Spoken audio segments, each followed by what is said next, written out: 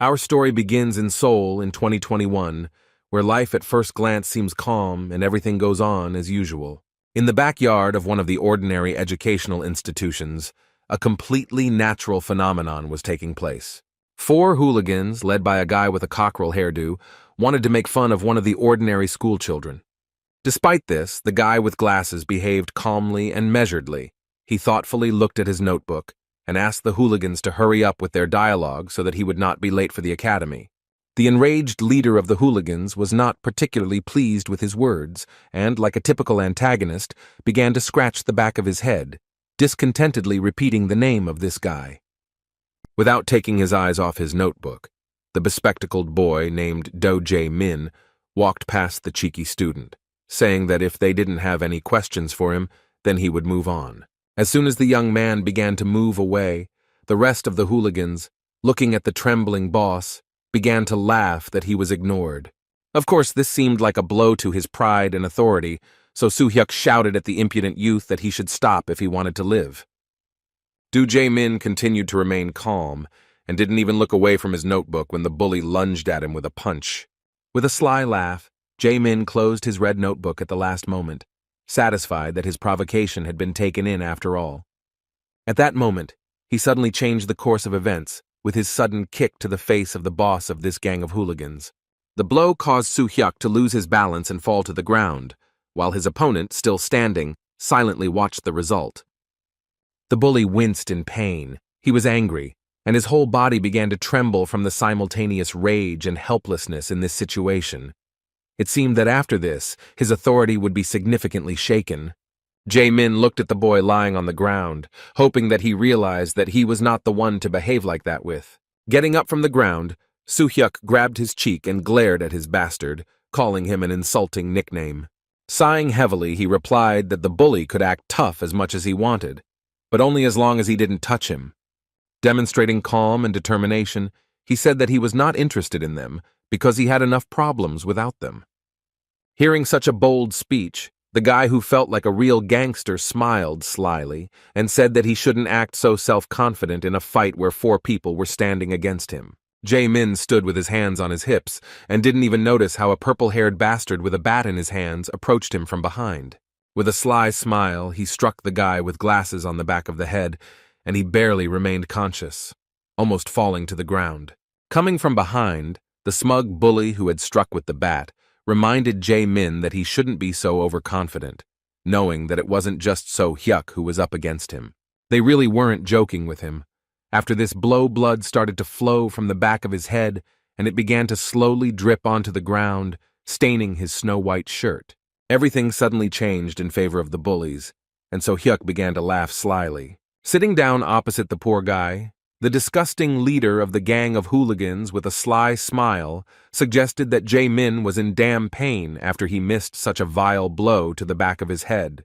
When the bully explained that it was precisely because of moments like these that he had to be a good boy, not even daring to argue with them at school, Jae-min responded with brazen anger, swearing at the bullies. This disrespectful gesture made Soo-hyuk even more angry. Feeling like the leader of the gang and being in a more advantageous position, he said with anticipation that he wondered how long this poor guy could last in an unfair beating. Looking haughtily at the boy who was barely able to kneel, he ordered his guys to take charge of his education. The disgusting bastards began to beat the poor guy without a drop of pity, and the smug Soo-hyuk began to slowly walk away, looking around with an evil grin. Suddenly he noticed a small purple glow appear in the air. He waved his hand, not losing his composure, but was surprised by what was happening. Looking around, he noticed that more and more of these small purple balls with a strange glow began to appear, and now they could be seen even next to his guys who were beating up Jae-min. Suddenly, this glow intensified significantly. These strange purple balls filled the area, and the light became simply blinding. Covering his eyes, Soo-hyuk couldn't see what was happening, and his friends suddenly stopped beating the poor guy. When the purple light stopped, the surprised boys began to discuss what had happened, but no one had any idea what the origin of this light was. Soo-hyuk didn't lose his composure, but he found it very strange. Taking advantage of the moment, Jae-min began to try to get to his feet with great difficulty. Seeing him trying to escape, Soo-hyuk pinned his head to the ground with his foot and shouted that he had no right to even move until they gave him permission. With a smug smile, the hooligan continued to enjoy this atmosphere of impunity, where he was at the top of the local hierarchy. Suddenly, a guy with black hair appeared next to him and said with surprise that the local hooligans had not changed even after 20 years. His sudden appearance caught the leader of the gang of hooligans by surprise, and he was even a little scared, although he tried not to pretend that it was so. In response, the strange guy began to examine his clothes with great curiosity, saying that even the school uniform had not changed in 20 years. The bully was clearly confused, asking the others what was wrong with this homeless man in strange clothes from some distant past. The guy in the shabby country shirt and strange shoes took it as an insult and asked the bully with displeasure if he knew who he had just called a homeless person. At this point, the hooligan seemed a little confused, not from fear, but from not understanding who they were dealing with. They assumed that this was a senior from their school, but this guy really looked more like a Lost Village eccentric. Meanwhile, Jae-min was able to take a short breather after this beating. He looked with particular interest at the strange guy who dared to appear in front of 3 hooligans with such calmness. Sighing, the dark-haired stranger said that although it all looked like a conflict between friends, it would not be very right to leave everything like this. He did not care whether the people in front of him were high school students or not. In response, the self-confident and as impudent as ever, So-hyuk pointed his finger at him and angrily said that he should stop meddling in other people's business and go where he was going. He continued his disrespectful speech by asking what some homeless guy was doing at their showdown. Asking if he really wanted to be beaten up by junior high school students, he nervously urged him to stop acting like a jerk and leave as quickly as possible. After listening to this self-confident speech, the guy in the strange, tattered clothes mockingly asked why the youth were so rude and disrespectful these days. He said that they were not dealing with some homeless person, but with a great high school student who was 20 years older than them. His words sounded like the ramblings of a madman, so So-hyuk placed his fist on the guy's chest as a warning and told him to run as far as he could before he got into trouble.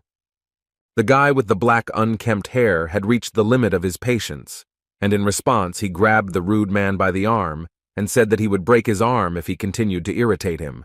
This guy's grip was really strong, but he wasn't completely serious, and so Hyuk was able to break free from his grip, shouting that there was some crazy suicide in front of them. Now it was clear that this situation would not end without a fight. Swinging his fist high, an enraged So-hyuk shouted that the homeless man had played at being brave. He aimed his blow with all his might towards the face of the calmly standing guy. However, the mysterious stranger easily avoided this furious blow. So-hyuk didn't even have time to realize that he had missed. Looking to the side, he saw that the crazy stranger had managed to slip away and was already standing a few meters away from him. With his hands folded in front of him, the boy in village clothes responded to his insolence by saying that he had gone too far in calling the high school student crazy. Looking at his hand, he sternly said that they would still receive their punishment, but first they would be able to see something incredibly frightening. After this mysterious speech, the stranger raised his hand high and began to pronounce some mysterious words with a frighteningly confident expression on his face. Every word he said reminded the kids of the moment in some movie where a villainous magician suddenly appears. Having finished some unintelligible spell reading, the stranger snapped his fingers. The boys were horrified, because they didn't know what else to expect from the madman, before whose appearance a mysterious purple light appeared. However, despite their worries, nothing happened, and after the strange movements of this young man, silence reigned on the back platform of the school. The weird high school boy with the weird haircut didn't understand why his spell wasn't working. He kept snapping his fingers in different directions, but nothing happened. The bullies he encountered started to lose their temper. The high school student, looking at his hand, began to be genuinely surprised that the magic wasn't working, while So-hyuk, sighing heavily, began to grimace in anger. He couldn't believe that in one day he would meet 2 idiots who behaved incomprehensibly. First, they came across a bespectacled man who dared to contradict them on his own. The second irritable person turned out to be some crazy guy who was doing some kind of nonsense right in front of their eyes. Returning to his hometown after 20 years due to some unforeseen circumstances, the mysterious young man was nevertheless convinced that his magic did not work as before. However, even despite this, he looked at the impudent bully and understood that he could not just give it up. Looking at So-hyuk, He said threateningly that even though he hadn't managed to scare them with his abilities, they had already played too much. A moment later, the mysterious high school student appeared right in front of the leader of the bullies and aimed his flick at him. The blow was so strong that it threw the poor guy several meters away, so Hyuk found himself on the ground for the second time in 20 minutes after he hit his back hard against the wall. Everyone present was shocked. Jae-min couldn't believe what had happened, and the frightened hooligans couldn't even move from their place. One flick from this terrifyingly strong senior was enough to knock one of the school's strongest bullies unconscious. From such a strong blow, smoke began to come out from the high school student's middle finger. With a smile that anticipated the fun, he slyly, and at the same time maliciously asked who would be next. A moment later, Jae-min still couldn't move. He was shocked because all his offenders, including the guy with the bat, ended up on the ground.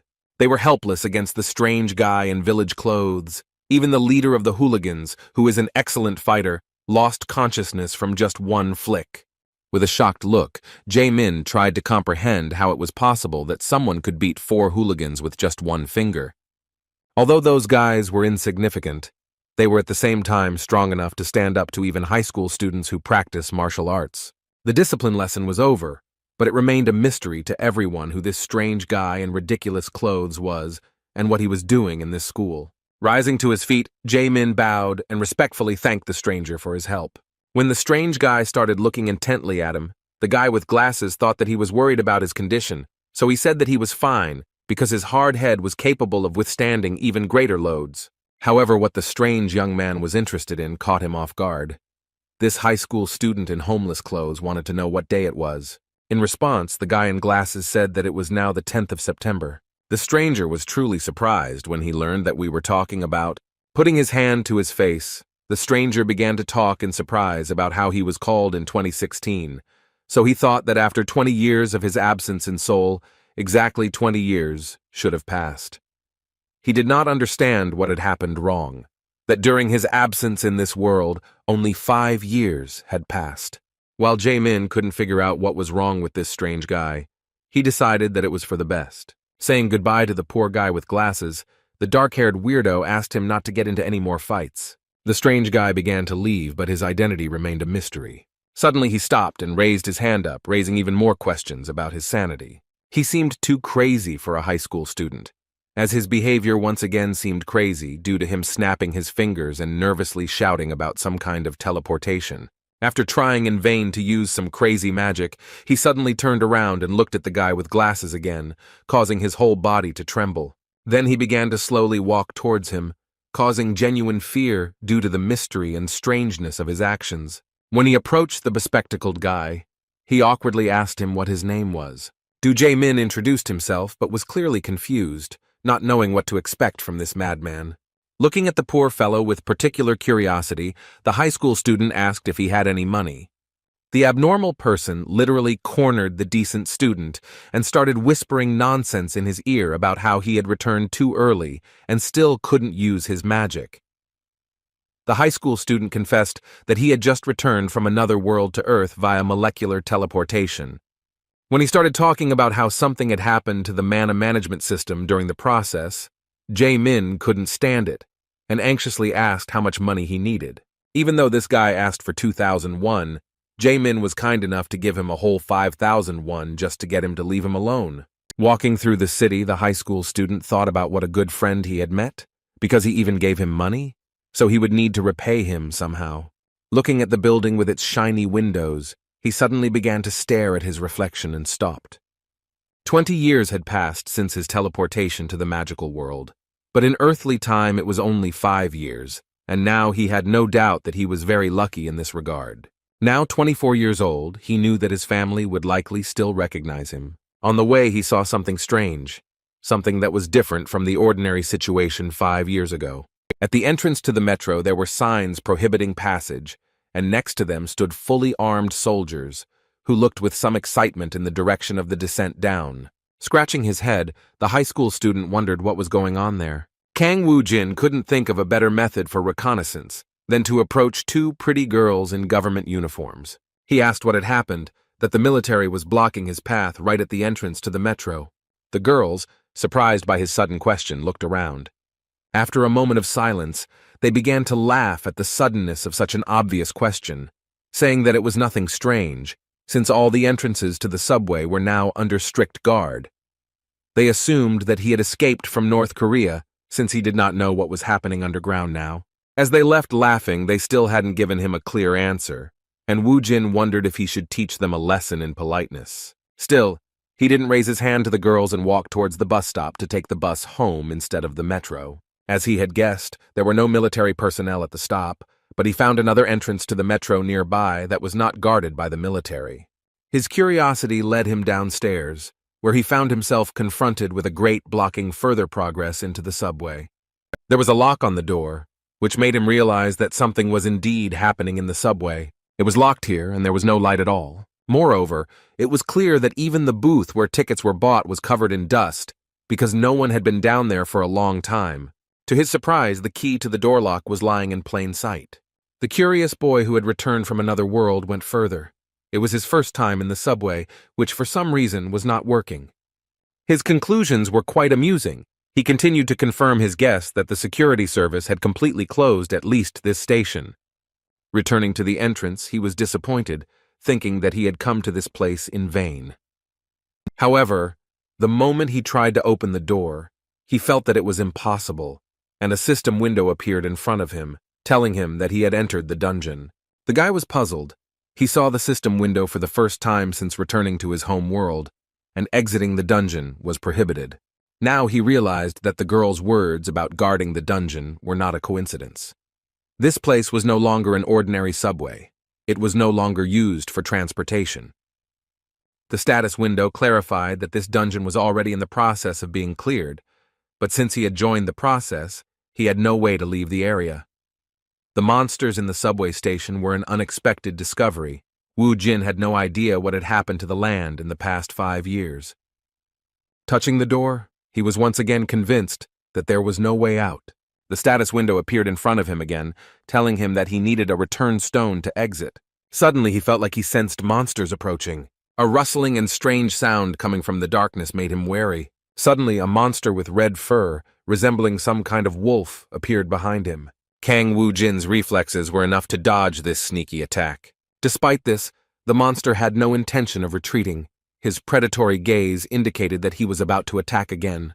Pointing his palm at him, Woo Jin uttered the name of his ability, attempting to use restraint. However, this ability never worked, and the monster had already rushed to attack him. Kang Woo Jin was once again convinced that his magical power still didn't work on Earth. This time he again had to avoid the attack by dodging it. He managed to cope with this monster using his own reflexes and the brute force of his body. Taking a closer look at this monster, he suddenly realized that he was already looking at a familiar creature. The predatory red wolf he had started the battle with turned out to be a dwarf.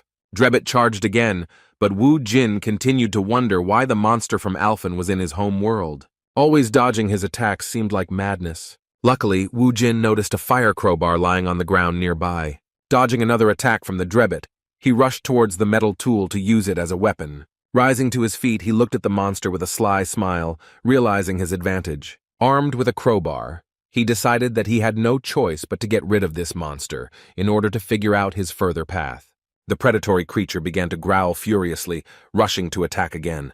However, this time Woo Jin didn't dodge. He easily dealt a fatal blow to this monster. Although Kang Woo Jin was left without magic even for his basic skills, fighting against Drebit was child's play. As expected, it didn't end there. Looking around, Kang Woo Jin saw another small flock of Drebit approaching. With an anticipatory smile, the boy who had been investigating the changes in his homeworld assumed that these guys had lined up specifically to entertain him.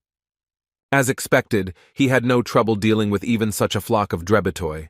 There wasn't a single scratch on his body, which wasn't surprising, but he knew that if someone much stronger appeared, there might be problems. Suddenly, a notification from the system appeared in front of him, informing him that he had gained a level up. Now he realized that he had not just been transported back to Earth, he had become a newbie again, although he also belonged to the necromancer class. Despite the lost progress, he was still an experienced fighter and was not against going through this path a second time. He thought that there was nothing wrong with getting stronger while these creatures were running around Seoul. Looking at his progress window again, He thought about how the necromancer class was probably retained due to his status as a mage transported from another world. For returning to level 1 instead of level 99, he was given stat and skill points, and he also received some transferred abilities, a combination box, and access to some kind of achievement store. After looking at the new features, he learned that he could now combine materials to create items, and the achievement shop, which was not available in Alphen, was like online shopping. At this moment, he needed skills and a return stone the most. To fight monsters, he first thought about acquiring the ability to detect and summon a skeleton soldier. Each skill required 10 points from him. He still did not have enough resources for this, so he decided to first raise his stats. After using the stat boosting points, he immediately felt the relief of leveling up. In this way, he used up all his points and his strength increased significantly. As he swung the crowbar, he realized that he could now fight with greater speed, striking with a much greater range. This was quite good, as it turned out. Ordinary weapons were not enough to cope with his new power. The goal was very clear. He had to continue fighting to collect another 5 achievement points in order to acquire the search skill, which would make it possible to locate the return stone. The only thing left to do was to deal with 5 more drebbits to get 5 points. Even without any special skills, he could sense the presence of these budding monsters. The drebbits began to approach him again, making the task easier. Wu Jin was glad that the monsters were nearby because that way he could find the stone and get out much faster. After a long battle, he destroyed the last drebbit that was within range. He didn't expect that after returning, his body would be so weakened that such a battle would cause him some difficulty. There were too many drebbits and they never ended, but thanks to this, he managed to rise to the 3rd level. By opening the system search, he acquired the skills of searching and tracking. Having acquired the new skill, Wu Jin used it without hesitation, but in this room he found nothing but the bodies of the destroyed drebbits. It became obvious that the return stone was somewhere near the train landing, but looking down the stairs and seeing the many drebbits, Wu Jin wondered whether he should go down and make his life more difficult with another grueling battle. Even with his vast experience in another world, he knew that fighting everyone at once would be too risky. Moreover, being an experienced necromancer, he thought that doing this alone was not his style. With this thought, he entered the achievement shop again and purchased the Skeleton Soldier Summon Skill Book. The system informed him that in order to use the skill, he needed to sacrifice a monster corpse to summon a skeleton soldier. Being experienced in this matter, Wu Jin immediately distributed 10 points between mana and control. Pointing his hand at the fallen drebbits, he even shed tears from the fact that he once again had the opportunity to use the power with which he had already once reached the maximum level. Commanding the fallen monsters to rise again, he used magic for the first time since his return. A malicious smile appeared on his face, and his gaze became wild with anticipation of the duel he was accustomed to. Together with his small squad of skeletons, he was ready to go on his first hunt in a long time. He led his nimble lads down to the boarding point for the metro trains and ordered the fighters to rush into the attack. The Drebbites responded in kind, the first of them launching a furious attack and immobilizing several skeletons, as they were significantly superior in strength. In turn, the skeletons fought back, dealing critical hits, but this was still not enough. It soon became clear that the current skeletons were no match for the dreadful beasts of this dungeon. Wu Jin was lucky to get into the place for a beginner fighter, because these skeletons were enough to repel the first dangerous attack of the drebbits. He ordered the skeletons to block the enemies with their bodies to slow down their attack.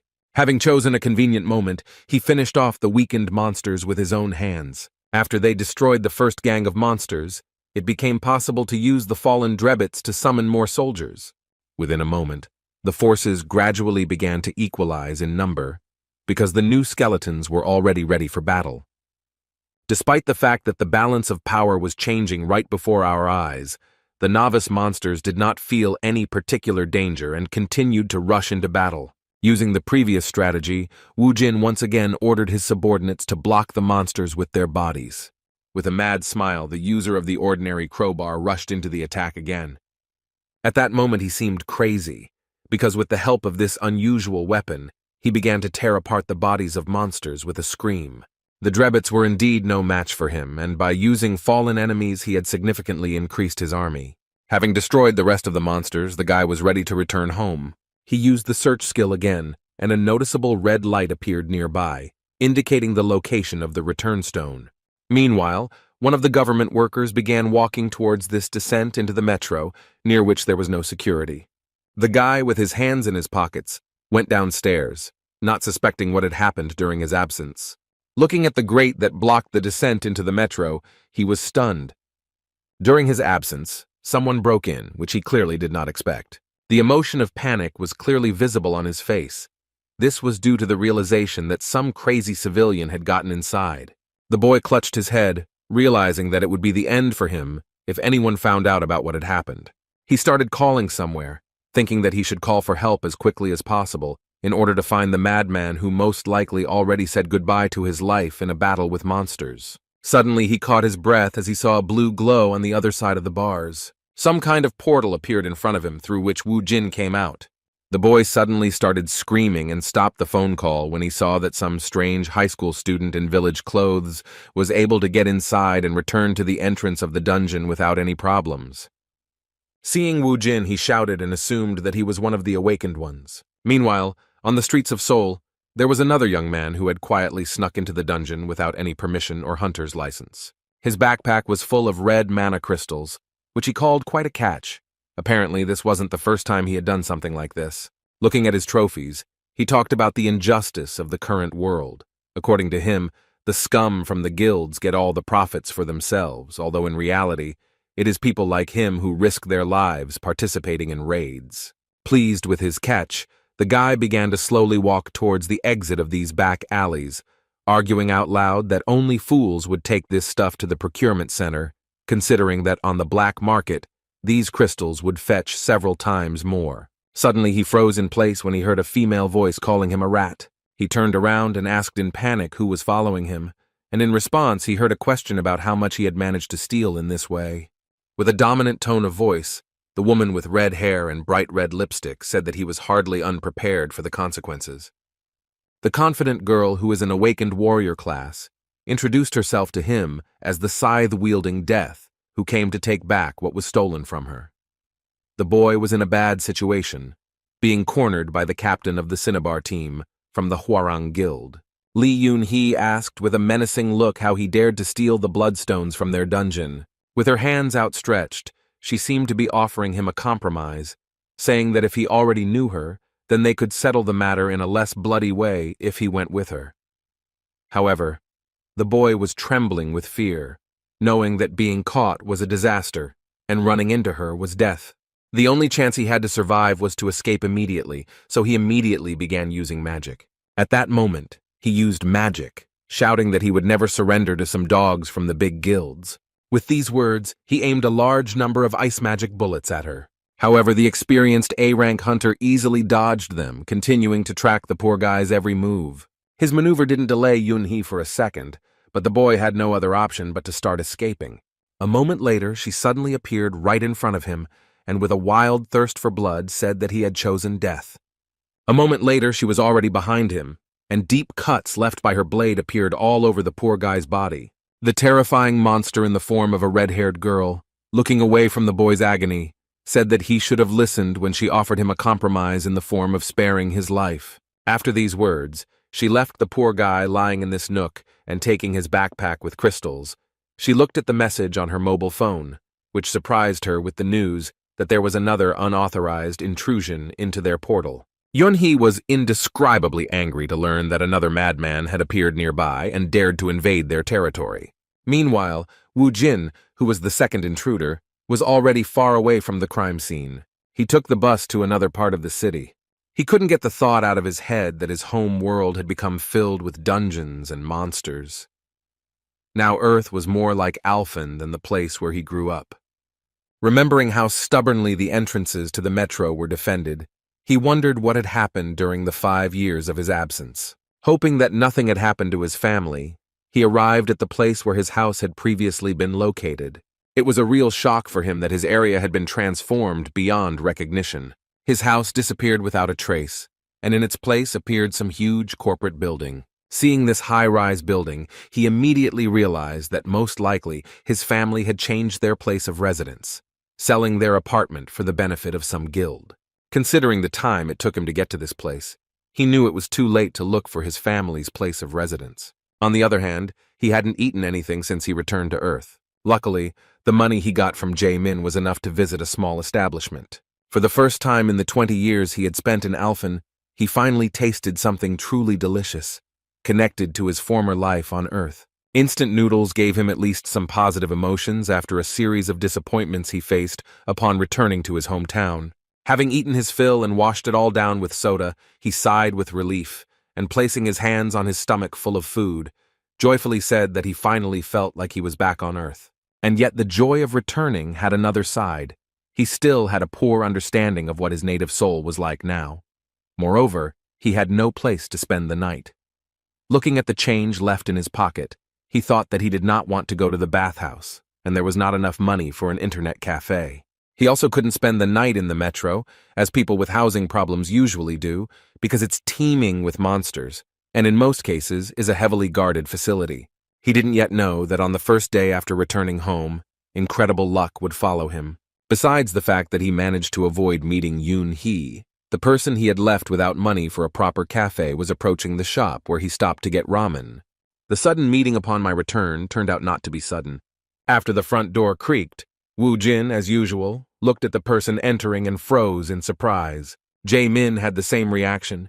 He hoped that he would never meet this weirdo again, who saved him from the hooligans. Seeing this old man in a place like this after a hard day was the worst possible outcome for him, but Woo Jin turned out to be a really lucky guy. As soon as he saw the poor guy in glasses, he immediately rushed towards him and, smiling, clapping him on the back, said that he just wanted to meet him. When Jae-min heard the question about whether his parents were home, he was very confused. Woo Jin, understanding his concerns, decided to be cunning and said that he wanted to talk to them about what happened earlier. After this question, Jae-min said with some sadness that his parents had passed away. Woo Jin was so caught up in his brilliant plan to use this young man that he was initially happy with his answer, but after a moment, he corrected himself and expressed his condolences. Now Jae-min couldn't dispute the assumption that he lived alone. Understanding this, Woo Jin, without further questions, invited him to come and visit him as soon as possible.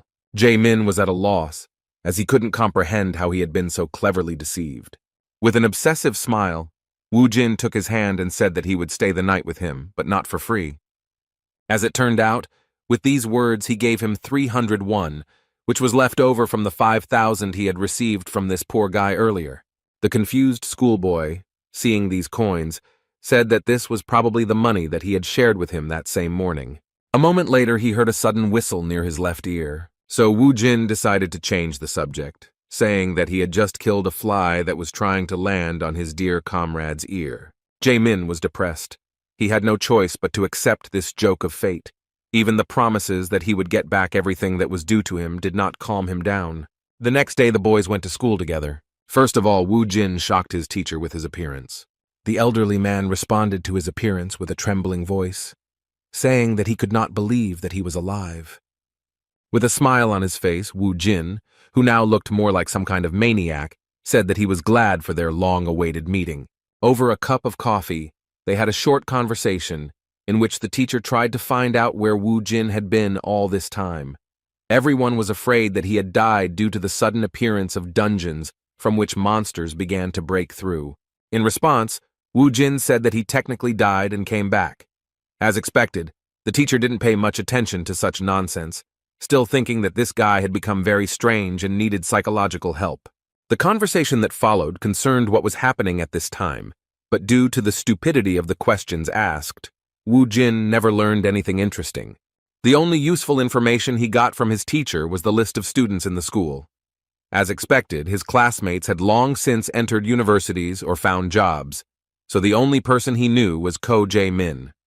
The polite guy with glasses attracted the attention of the girls, which really got on the nerves of the guys in his class, including So Hyuk, a bully with whom he constantly had conflicts. This cheeky guy once again showed his disgusting character by pushing a student aside on his way to Jae-min. Placing his hand on his shoulder, he reminded him in a rude tone that his luck was not due to his personal strength, but to the fact that some madman had appeared out of nowhere and interrupted their lesson in politeness. With an angry and threatening look, he asked if he thought they should finish the conversation they had started earlier. Jae-min calmly replied that he would listen to his words, but only if he stopped making noise in the classroom. His words and calmness in such a situation made the bully furious. In response, he grabbed the poor guy by the hair and shouted that he needed to think again about the situation he was in and how he should behave in front of them. Just before So Hyuk was about to slam his head into the table, he heard a boy suddenly enter the classroom asking him to stop. As it turned out, it was Woo Jin, who was happy that he not only visited his new friend, but also met the hooligans who did not understand his words the first time. Seeing him at the door, the main bully among the younger classes, with a tremor running through his whole body, angrily pointed his finger at him, calling him the crazy one they had met yesterday. With an angry expression on his face, Woo Jin didn't even say anything but ordered those guys to follow him. The hooligans did not resist. They went out with him onto the roof of the school. In just a few minutes, a lot of onlookers had appeared at this place. This was necessary to confirm the position of the side that would win this conflict. Seeing that some senior had just called Soo Hyuk and his gang to a fight, the students thought that he was some kind of crazy person. Only Jae-min, who had already seen how this guy fought, understood perfectly well that it was not he who was in danger, but those who rushed towards him with a scream, succumbing to excessive emotions. Watching the futile attempts of some fool from a gang of local hooligans, Woo Jin only confirmed his suspicions that there are such people everywhere, no matter whether it is Earth or Alphen. So Hyuk, who rushed forward so desperately even though he couldn't even touch the enemy, was one of those who was full of arrogance due to strength or power. Seeing this impudent man, Woo Jin understood that he did not know his place, his behavior reminiscent of Cassis from the Alphen Union. As a bloodthirsty necromancer who only summoned the souls of sinners, he tried in every way to frame Woo Jin and set the alliance against him. Just like that disgusting scumbag from Alphen, So Hyuk also tried his best to hurt Woo Jin, but his own strength was not enough. Woo Jin had seen this pattern of behavior before and knew exactly what to expect next. As expected, So Hyuk's arrogance prevented him from falling into despair, so he immediately turned to his subordinates, forcing them to attack Woo Jin in a similar manner to how Cassis from the Alphen Alliance did. However, this was not a problem, because having superior strength, the high school student already remembered from his own experience that such people can only be dealt with by responding to them in the same way tenfold. Only by having overwhelming force can one not worry about the intentions of this or that arrogant, stuck-up bastard. None of these guys were a match for the senior, even though they kept the whole school in fear. Woo Jin had no problem treating everyone who wanted some of his father's bream. The educational moment with the followers of the school's main bully happened in a matter of seconds. Next came a tired, trembling boy who was destroyed by his own arrogance. Looking at So Hyuk, Woo Jin egged him on by appealing to his pride. Seo Hyuk couldn't stand this kind of treatment and desperately rushed into the attack. However, this time, Woo Jin wasn't going to play around with him and sent him to the others, lying on the ground with his body shaking from the blow he had taken. Addressing these bullies in front of the entire school, the senior put them in their place by telling them that they were too loud for simpletons. While looking at how the area had changed over the past 5 years, the high school student noticed a taxi rushing towards them. He froze in place when he saw who came out of it. A middle-aged woman ran quickly towards the school entrance in the middle of the school day. Woo Jin couldn't confuse her with anyone else, because even though 20 years had passed since his reincarnation in another world, his mother still looked the same. He ran to meet her without delay, and when they saw each other, they threw themselves into an embrace for several minutes. His mother was shaking with excitement, and tears were flowing like a stream. Even the cold-blooded Woo Jin, who had been through hell for the past 20 years, could hardly contain his emotions. After that, they started a long conversation, during which Woo Jin learned that right after he disappeared 5 Earth years ago, there was a dungeon strike all over the world, and the subway stations instantly became dungeons full of deadly monsters. By an unfortunate coincidence, his father died on his way to work, leaving his mother to take care of Soo-ae alone. Because their family was not well off, the family's financial situation quickly deteriorated when Soo-ah became seriously ill.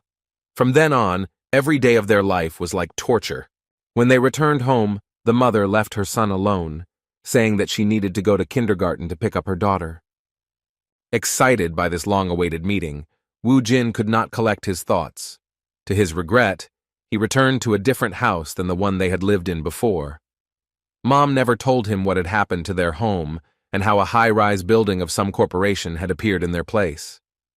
However, As soon as he got to their new place of residence, a small, cramped apartment, he immediately felt how difficult it was for his mother to take care of the family alone. Just looking around the house, he immediately realized that such a family would not fit here. In one of the boxes by the wall were things from the previous house, things that belonged to him and his dad. Most likely, his mother simply could not throw away such valuable things associated with them. The realization of the reason why his mother couldn't throw them out made even his cold heart freeze immediately. An hour later, Mom and Sue returned home, and the little sister finally met her older brother. The shy little girl hid behind her mother, but her brother's smile inspired confidence in her. Sitting down opposite her, Woo Jin asked if she remembered him and how he changed her diapers when she was little. In response, Sue became embarrassed and said that she no longer peed. As it turned out, the mother had been working in a restaurant all this time, but for the first time in a long time, she took a day off to spend the day with her family after the return of her beloved son. The family atmosphere melted the cold ice in Woo Jin's heart, and he even played with his little sister before they had dinner. Night fell and they went to bed. However, Woo Jin couldn't fall asleep for a long time, thinking about what his family's life was like now. He understood that the world was no longer the same as before, and he also needed to change and adapt. 20 years ago, he was summoned by Alphen for no reason. That world looked more like a game than anything like Earth. Thrown into such a wild environment where everything around him was deadly, he fought harder than anyone to survive at any cost against the brutal monsters and creatures of Alphen. Finally, after many years of countless battles, he became a maximum-level necromancer, gaining unprecedented power. With no end in sight for his long journey, he returned to Earth after meeting with the spatial administrator, and he came all this way just to finally be reunited with his family, which he had never stopped thinking about all this time. He just wanted normal happiness, but the Earth he returned to had changed almost beyond recognition. Not only is there a new order with the dungeons and corporations, his father is dead, and his family is barely making ends meet. Woo Jin couldn't accept this. He had no other option but to earn a decent amount of money to support his family. As a survivor of Alphen, he had no doubt that he could overcome even worse if it was for his family, who had been waiting for him all this time. The next day, Woo Jin continued to get used to life in Seoul, which had changed significantly in the past 5 years. He now even had a phone, something he could only dream of in the past. While exploring the vastness of the internet, he constantly came across references to awakened people. Moreover, when he left the dungeon he had accidentally entered, the security guard was relieved to call him awakened. The confused man was scared to death, thinking that an ordinary civilian had entered the dungeon. The first thing he asked was why Woo Jin went there if there were no more bloodstones. Before Jin could say a word, he was forced to sign some papers and agreements stating that he had followed safety precautions. Based on his still poor understanding of the modern world, he assumed that he had a pretty good job. A way that will allow you to earn good money in a short period of time is to use your awakened status. For the first time of his work, he did not want to disturb his mother, so he wrote her a message that he knew a friend, that he lived alone, and agreed to accept him as a guest to prepare for the entrance exams.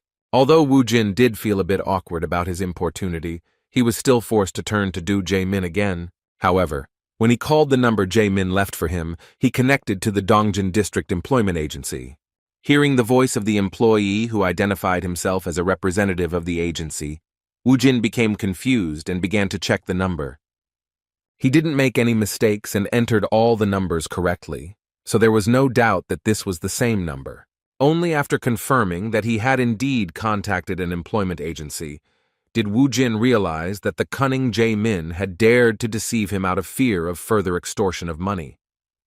In fact, Woo Jin understood his behavior because their acquaintance happened extremely strangely and he himself could not inspire any trust.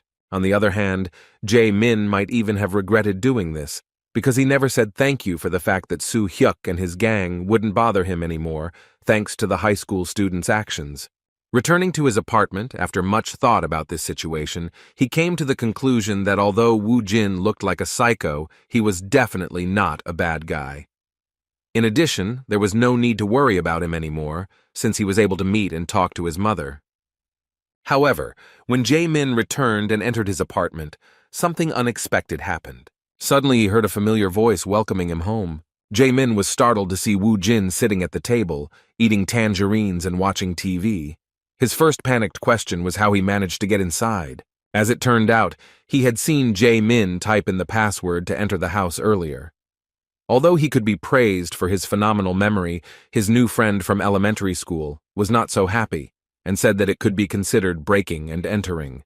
However, when Woo Jin mentioned that he had called him but someone else had picked up, all the complaints disappeared due to the guilt he felt about the deception. Seeing Jae-min's awkwardness, Woo Jin decided to put himself in his shoes and change the topic, asking if he would mind answering a few questions for him.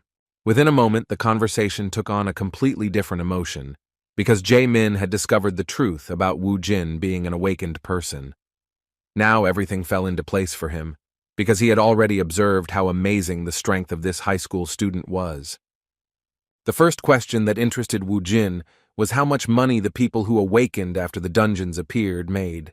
Without thinking twice, Jae-min confirmed his suspicions, clarifying that it usually depended on how difficult the dungeon was.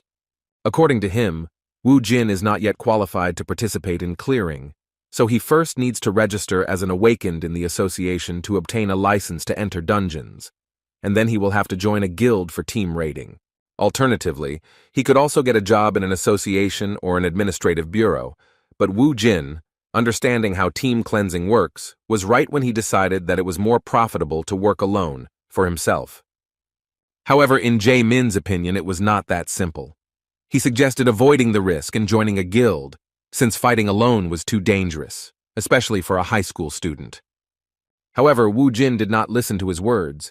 He understood that guilds require entrance tests, which he did not have time for. He did not pay attention to this risk, justifying his decision by saying that he urgently needed money.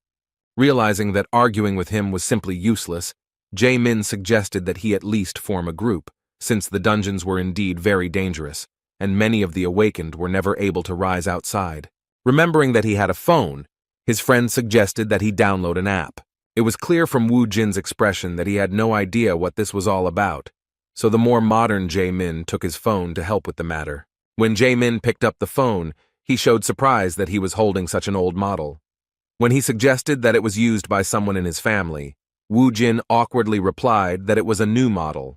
He was truly furious when he found out that this mobile had been on the market for 4 years, which meant that the seller had cheated him by selling it as new. The cheeky owner of a small shop convinced him that it was the best-selling phone at the time, being a long-lasting model used by a huge number of famous awakened people. While Woo Jin was dreaming about how he would beat all the bad manners out of that salesman, Jae-min managed to enter the dungeon forum with the help of a slow technological device, and said that one could find information about dungeons there and reserve them in advance. Woo Jin thought that he was now ready to earn all the money in the world, but his ardor was dampened by the reminder that he needed to attain the awakened rank first. Moreover, Jae-min was sure that he would simply die if he rushed into the first dungeon without discrimination. When the old phone was returned to its owner, the truth about the entrance fee was also revealed. Jae-min clarified that when it comes to the entrance fee, it is important to know that even for low-level dungeons, you will need to pay 10,000 won. The issue of money, as usual, continued to be acute and problematic. There was silence, which was broken by an appeal to Jae-min. After this, a very obvious event happened. Woo Jin again asked Jae-min to lend him money. On the advice of his friend, Woo Jin went to the Awakened Administration Bureau the next day. In the Awakened examination room, he showed off his strength without hiding anything.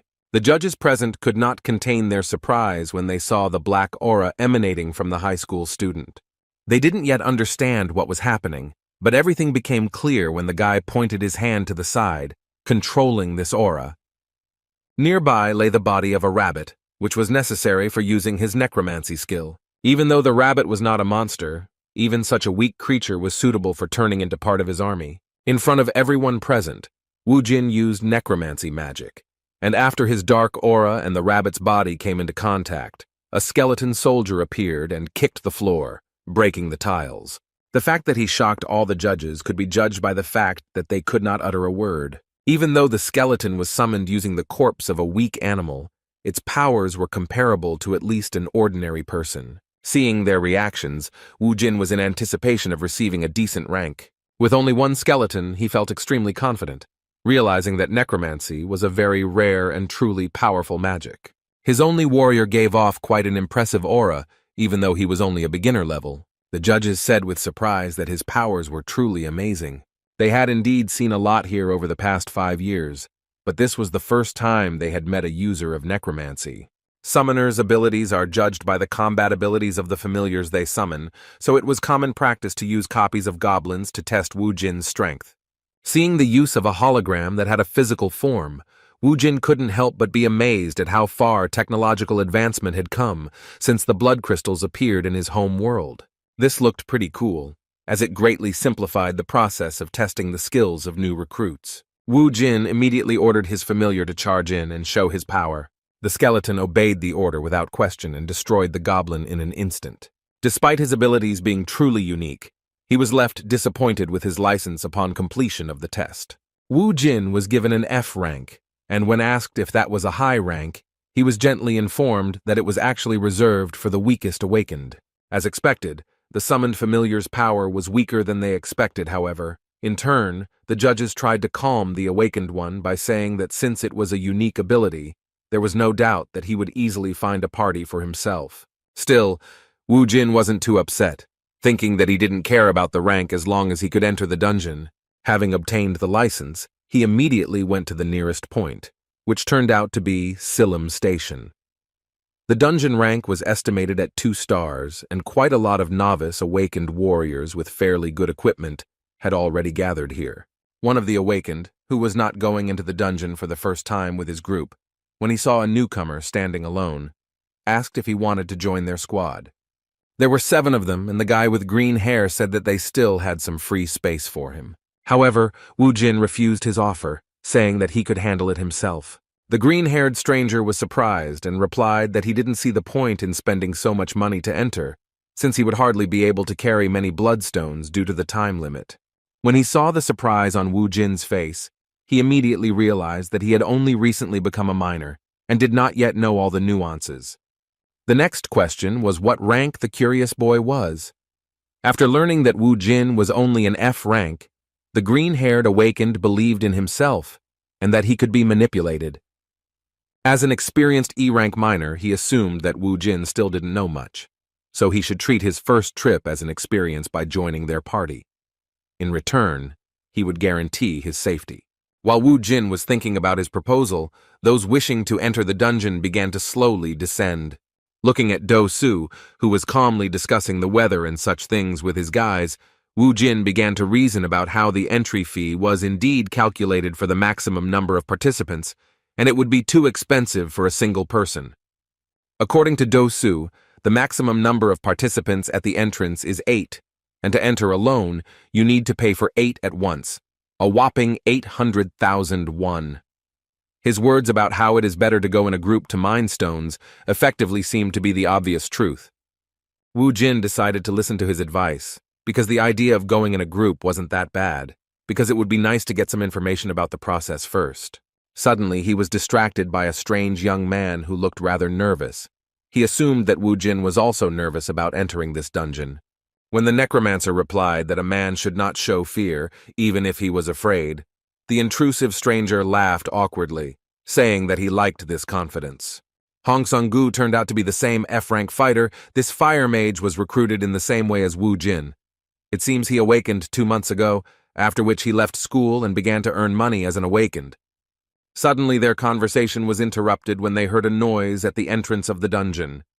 4 people came out, all of them quite seriously injured, which only increased Song-gu's anxiety.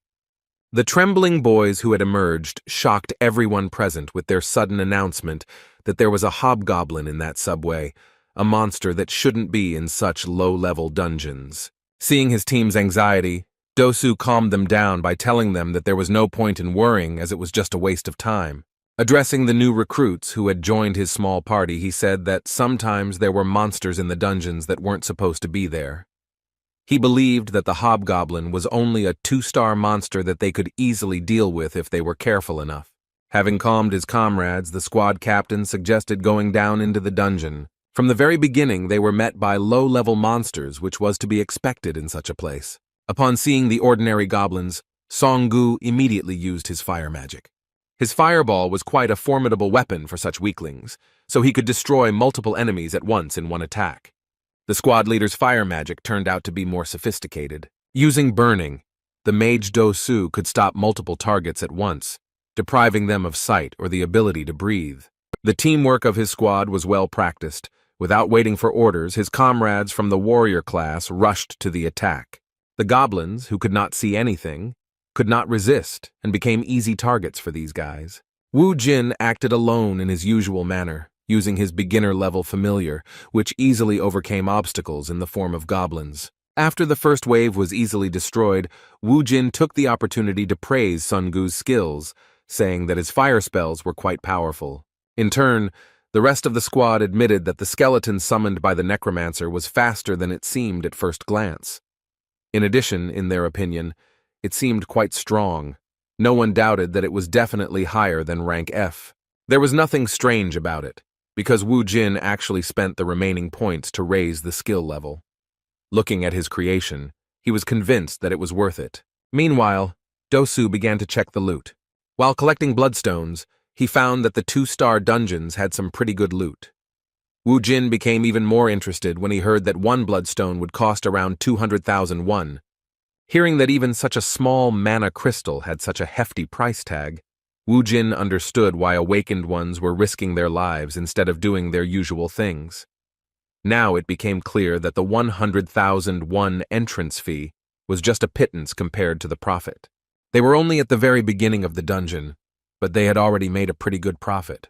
The group leader's greed began to rapidly increase due to the realization that the 1-star dungeons were nowhere near as good as the quality of the loot. Looking at another good bloodstone, he had no doubt that he had found a real gold mine. The squad continued clearing the dungeon and easily reached the last floor, where they had to give it their all for a worthy reward. When they got down to the top floor, they were surprised that the monsters did not attack them. Their worst fears turned out to be true because the guys who entered the dungeon before them did not break the news about the hobgoblin being here. Seeing panic begin to spread among the team members, Do-su asked the guys to calm down, saying that everything was fine and they would be able to overcome this obstacle using the normal formation. Wu Jin, who had been constantly improving his leadership skills for the past 20 years, did not understand Do-su's intentions. In response to his words, he asked whether it would not be better to act a little more cautiously than he suggested. Despite Wu Jin's attempt, he still did not give up on the idea of acting according to his strategy, saying that he had studied the manual for fighting the hobgoblin in advance, learning that its main attack was magic. The overconfident E-rank mage thought of defensive measures for the team, using the ability of one of them who had the ability to create barriers. The leader believed that if they blocked the first attack and got closer, then victory would be assured. Despite his experience, which literally screamed at him that everything was not so simple, Wu Jin decided not to argue with the team leader, because his guys were under his personal responsibility. As expected, the fearsome hobgoblin greeted them using magic. Seeing him raise his magic cane, Do-su immediately shouted at his comrade to immediately use magic to block the attack. This guy's barrier was unique, so it didn't matter what kind of magic he encountered. The hobgoblin turned out to be a user of lightning magic, but its power was not enough to destroy the magician's defense. Having repelled the enemy's first attack, Do-su ordered the boys to go on the offensive. First of all, the team leader blinded the enemy by using the hobgoblin's eye burn. Within a moment, the warriors using swords rushed to attack, but the second-level monster stubbornly blocked the close attacks. Sun Gu joined them, directing his fireball spell at the hobgoblin. It seemed like everything was going according to the team leader's plan, but Wu Jin clearly saw that they were already in danger. Among the monsters he encountered on Alphen were hobgoblins. Compared to ordinary goblins, these guys had high intelligence, which became clear when the enemy cast a spell. Based on his experience, Wu Jin knew better than anyone that the real danger of this beginner-level monster was not its magic. While fighting the hobgoblin, the boys completely forgot about where the small goblins had disappeared to. As it turned out, they hid on the floor and even armed themselves with improvised means, and their look and behavior suddenly changed. With a tremor in his voice, one of the team members said that those guys were different from what they had seen before. Taking advantage of the situation, one of the goblins secretly fired a dart from around the corner at one of the squad members. His victim was a warrior in armor, the dart hitting him right in the neck. His whole body became paralyzed and he began to tremble from unbearable pain. A moment later, he received a sudden blow to the back of the head and fell to the ground. The goblins acted quietly and covertly. It was clear that they could deal with the entire team if they did not take action. Watching the pathetic actions of the guys from the squad he agreed to go with, Wu Jin said that this was exactly what he was afraid of. The cocky Do Su didn't seem like someone who wanted to listen to some new recruit among the awakened. Wu Jin knew from the very meeting that the real danger of the hobgoblins was not their magic or brute strength, but their ability to lead due to their comparatively high intelligence. The goblin squad leader is not just another one-star monster, but a true leader of the army, who is capable of using various tactics and even giving personal orders to each subordinate. Realizing that the guys couldn't cope with the panic, and the situation was getting worse with every second, Do Su made an adequate decision for the first time. He shouted that they should retreat and get out of this place as soon as possible. All the fighters immediately ran towards the exit, without looking back at the monsters. Only Wu Jin and Sun Gu stood in their place, diligently covering the backs of their comrades. Using fire magic, he continued to strike, losing most of his mana reserves. However, now using the means at hand, the goblins were able to withstand his attacks and continue their advance. Addressing the others, Do Su stated that they were no match for this enemy, so they should retreat immediately. When one of his bewildered comrades asked what they would do with Zhang Chul, who had suffered from 2 surprise attacks, the leader shouted that he was beyond help. Without even trying to help their friend, they cowardly ran towards the exit. However, the hobgoblin was not willing to stop the fun. He was delighted with how well his players had performed. Having accumulated enough mana, he directed lightning magic towards the fleeing boys. The blow was accurate. The hobgoblin aimed it at the most diligent of the fighters. Songgu, who was too careless, was hit by this magical attack. The boy began to fall to the ground, and the leader, despite his condition, did not change tactics. They continued to run towards the exit. The boys began to move away to a safe distance, and the goblins decided to stop pursuing them, being satisfied with such prey. When everyone had fled, the wounded Songgu, lying on the ground, was left to be torn apart by the goblins and their leader. The only one who didn't chicken out was the most experienced and quiet among the awakened Wu Jin.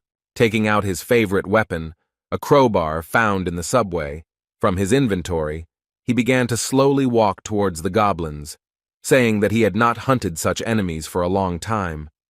Using his power, Wu Jin summoned 4 fighters who could easily replace the cowards who fled as soon as they sensed danger. Realizing that the battle was not yet over, the hobgoblin immediately ordered his army to continue the offensive. Analyzing the situation and referring to his experience, Wu Jin came to the conclusion that it would be difficult to deal with goblins under the command of a hobgoblin.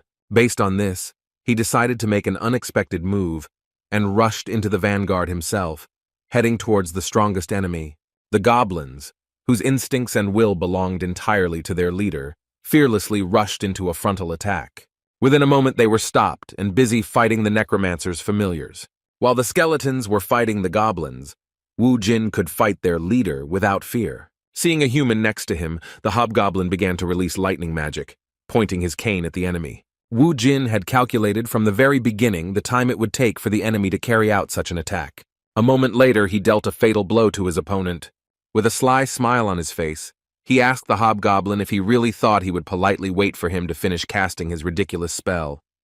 Due to the enemy's rather low level, his actions were quite predictable, and dealing with him alone was not particularly difficult. After defeating the strongest monster in this dungeon, Wu Jin received a level-up message. As soon as he raised his level to the 6th, he immediately felt the increase in characteristics. Having received a lot of experience for destroying the enemy on his own, he was only convinced that fighting on his own is much better and more fun than with a group of losers. Suddenly, he was distracted by some groans, and looking around, he saw Songgu lying on the ground, trembling in pain. Wu Jin was surprised that he was still alive, and in response, he heard a desperate, weakened plea for help. He had no particular reason to help the stranger, but he still decided to make contact with the poor fellow. Sitting down next to him, he asked what would happen to him if he saved him. In response, Songgu said in a trembling voice that he would not tell anyone that he was actually a D-rank fighter, not an F-rank fighter. The dying boy's words seemed like complete nonsense, and even Wu Jin was surprised by their stupidity. Wu Jin knew that this guy could be useful, so he thought about what he could ask for in return. With a sly smile, he said that 2 would be enough. His suggestion was made so carefully that the dying man could not even make out what was being said. Despite the unclear conditions, they managed to reach an agreement. After Wu Jin saved this wounded poor guy, he gave him a completely fair task. Songgu personally extracted all the mana crystals from the bodies of the dead goblins. Using this boy's labor, Wu Jin managed to obtain a backpack almost full of precious materials. After finishing the job, Songgu, who was staring at his savior, could not stop thinking about how he was given the lowest rank. After seeing it in action, he immediately realized that even without using the power of a necromancer, he could hunt 2-star monsters, which immediately made him a D-rank hunter. In addition, his familiars, the skeletons, were also of particular interest, each of whom was stronger than the guys they came with. In front of this fire mage, he even demonstrated the use of the search skill to find bloodstones and more. No less surprising was the fact that in order to save the poor guy, he used some unique magic, pumping out the last of the life from the monsters. Taking all this into account, he could already be assigned a C rank. And another shocking fact was that Wu Jin had previously reported that he had registered as a hunter only 3 hours ago. Taking back his backpack, which was overflowing with precious materials, Wu Jin learned that he would receive approximately 800,000 won for all of this. Looking at the trophies, he admitted that it was not bad considering he only paid 100,000 won for entry. Looking greedily at the poor fellow, he put him in an awkward position, warning him that all the loot belonged only to him. Wu Jin's obsession with money really scared Songgu, but despite this, he was glad that he was able to save his life with 2 million.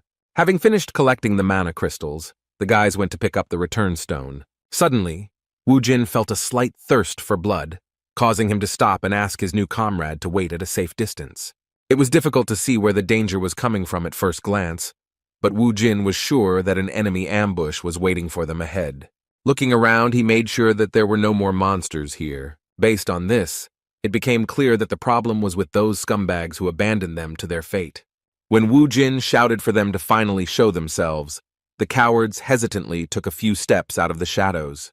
After going down, Dosu decided not to show that he was planning something vile, and was only surprised that the 2 of them were able to defeat all the enemies. Seeing that Songgu didn't fully understand the situation, Wu Jin warned him that if they came any closer, those scumbags would deal them a vile blow. Looking in their direction, he himself did not know what to do with them, so he decided that it would be a good idea to start a conversation. Turning to the scum, he asked how they dared to appear before them so shamefully after they had vilely fled from the battlefield, leaving their comrades to die. Moreover, he immediately pointed out the strangeness in their behavior, namely, that if they really decided to escape from the dungeon, they should have stayed at the barrier, without returning to the lower floors. Trying to defend themselves from the direct hints that they were traitors, the group leader said with a stupid laugh that there was no need to accuse his teammates so rudely.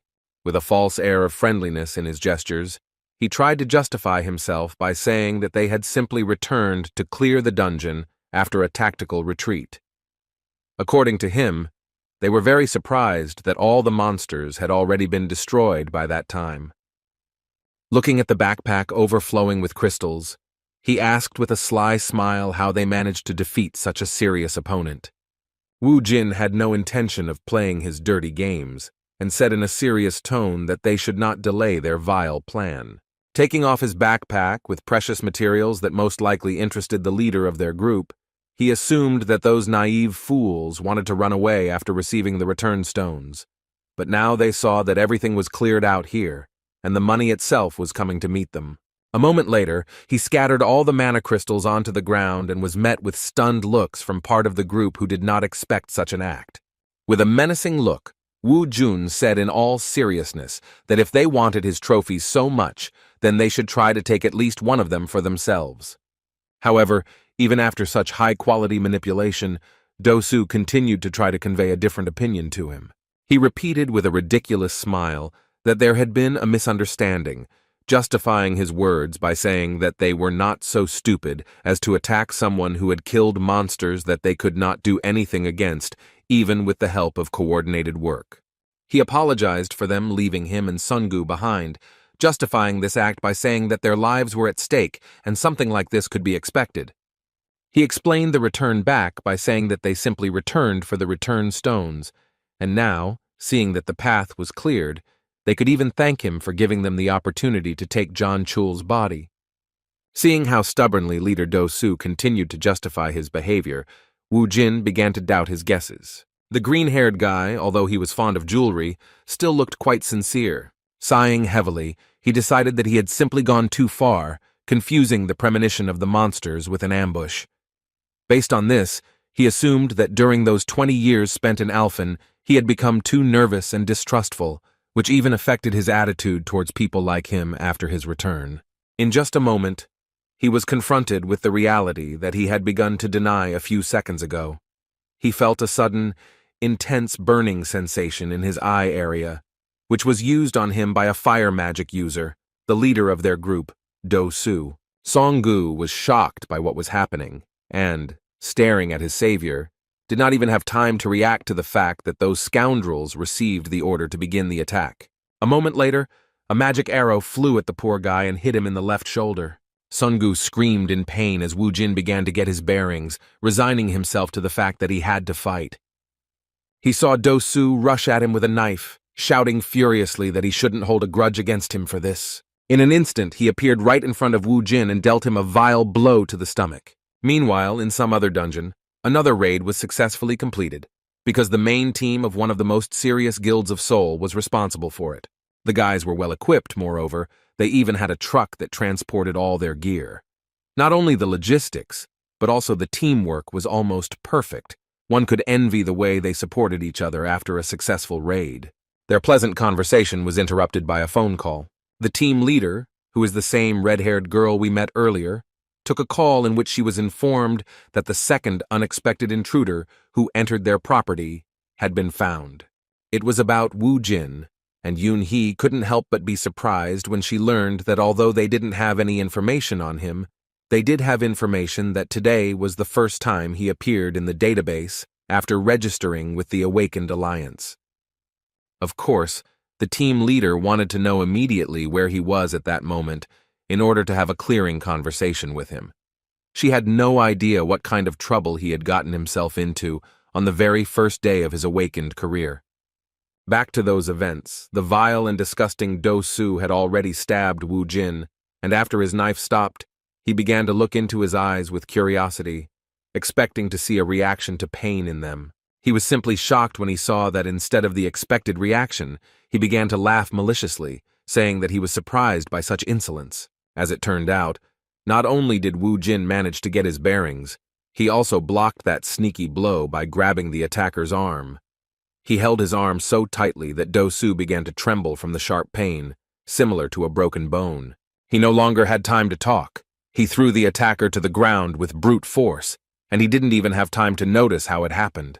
Do-Su broke the floor with his own body and began to scream in incredible pain. While adjusting his long hair, Wu Jin asked with an evil expression if he really believed that he could carry out such a vile plan. There were only a few scratches on his face, and his eyes were intact, since he had managed to use the mana aura. Pointing his finger at the other bastards who dared to challenge him, he asked if it was true what they said about all the awakened beings being the same as them. Looking at the shameless traitors blinded by the bloodstones, he shocked those guys by using necromancy on the goblin corpses lying next to them, calling for reinforcements in the form of 5 skeletons that outnumbered the attackers in strength. He declared that it was time for punishment, and then ordered them to get rid of the scoundrels. Within a moment, all the members of the group were exterminated right before the eyes of their leader, who watched helplessly while lying on the ground. Wu Jin didn't intend to waste much time on them, so he reached for the knife that Do-Su had dropped. Walking slowly towards the leader of the group, accompanied by the shouts of the other fighters, he looked him coldly in the eyes, making it clear that it was all over for him. Injured after being thrown so hard to the ground, Do-Su was in a panic, and he hoarsely shouted that he was suggesting that they just talk to avoid violence. With a wild look, Wu Jin asked him in return if he wanted to stall for time so that the delay in using his skill would pass. A moment later, Dosu joined his comrades and departed for the next world. After dealing with the vile members of the hunting party, Wu Jin did not miss the opportunity to check the pockets of their leader, expecting that he should have a lot of money. Wounded in the shoulder, Songgu, who witnessed this cruel spectacle, could not believe his eyes and the cold-bloodedness with which his savior dealt with the attackers. After eliminating 5 people in an instant, Wu Jin said that these bastards were useless anyway, and then asked his new friend if he agreed with his words. Looking around, he asked why he couldn't even find the words to somehow respond to his question. Songgu was shaking from fear and pain from his injury. He said with great difficulty in a weakened voice that Wu Jin was absolutely right. Having finished his business, Wu Jin came closer to him and, putting his hands on his hips, stated the fact that he was in danger for the 2nd time in a row. Speaking of this, he shocked Songgu by saying that because of this, he would have to pay double. There was nothing to explain here. Songgu himself understood that he had been saved twice and was now in infinite debt to this madman. Ignoring the attackers lying nearby, Wu Jin treated Songgu's wounds for the 2nd time, giving him first aid. Thus, the raid was completely over, and when they came out of the dungeon, the representative of the alliance controlling this station could not understand why he saw only 2 members of the group, which consisted of 8 people. When asked why there were only 2 of them, Wu Jin calmly replied that all of their other comrades had been killed by monsters that were much stronger than they had expected. This information was not only shocking, but also suspicious. The Soul Hunter Alliance representative, noticing the overflowing backpack on the awakened man's back, asked how they were able to collect all those bloodstones. Looking at his backpack, which was indeed suspicious, Wu Jin answered without hesitation that even though they were facing a serious threat, it still didn't stop them from collecting all the trophies so as not to leave the money lying on the ground. Having no other choice, the representative of the Hunters Alliance handed him a statement and a pen, asking him to sign before leaving, since there was a chance that the Bureau would contact him to clarify the details of this incident. Having finished with these nuances, Wu Jin, together with his friend, who was afraid to even move in his presence, immediately went to the mana crystal collection point. When he sold all the trophies, he walked out of that building with a sly, satisfied smile. He had never imagined that he could get more than 13 million won in one raid. As he continued to walk with a mad expression on his face, he was also smug about the fact that to that amount, he should also add the bonus 4 million that he would soon receive from Songgu as payment for saving him. He once again confirmed his suspicions that it was worth continuing to clear the dungeons himself in order to maximize the financial benefits from the campaigns. Even though he had escaped twice from situations where his life seemed to be on the line, Songgu was deeply troubled, knowing that there was no escape from this guy. The sum of 4 million won was becoming increasingly more worrying to him, because even with his savings, he was not enough to give it all at once. He was already wondering whether he could try to lower the price for his rescue, and whether they would give him a loan for such an amount, without any adequate explanation for such a financial need. His thoughts were suddenly interrupted as soon as Wu Jin spoke to him. Turning towards him, he reminded him with the same crazy expression on his face that he had already seen that he really didn't like those people who tried to stab him in the back.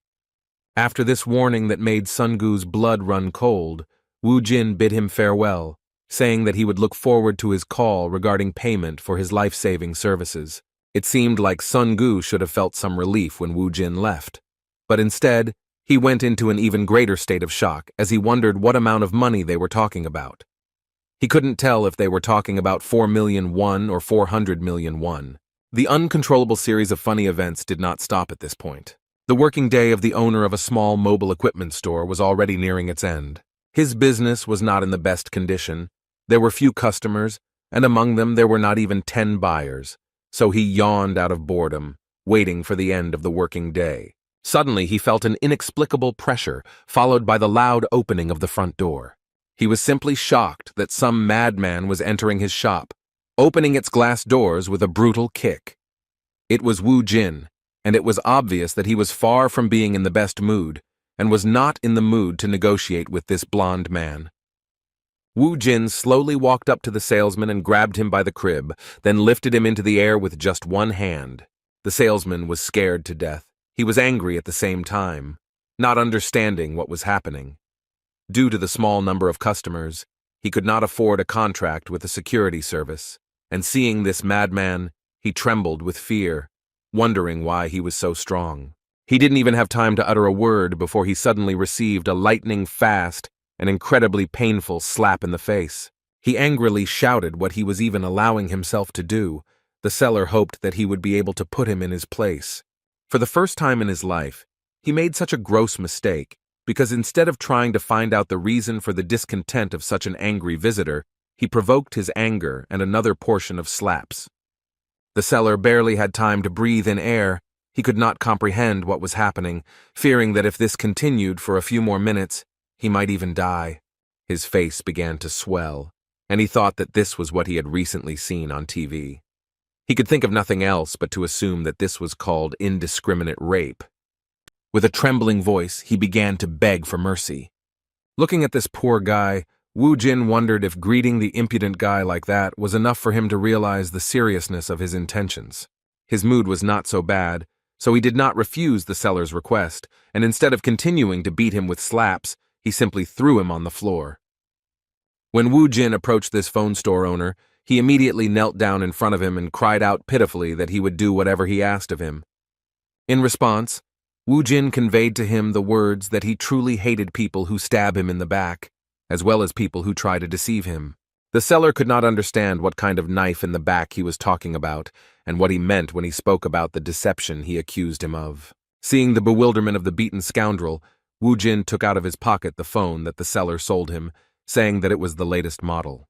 Upon seeing this outdated model, the beaten swindler immediately remembered that this was the very same device that he had managed to successfully sell to some simpleton.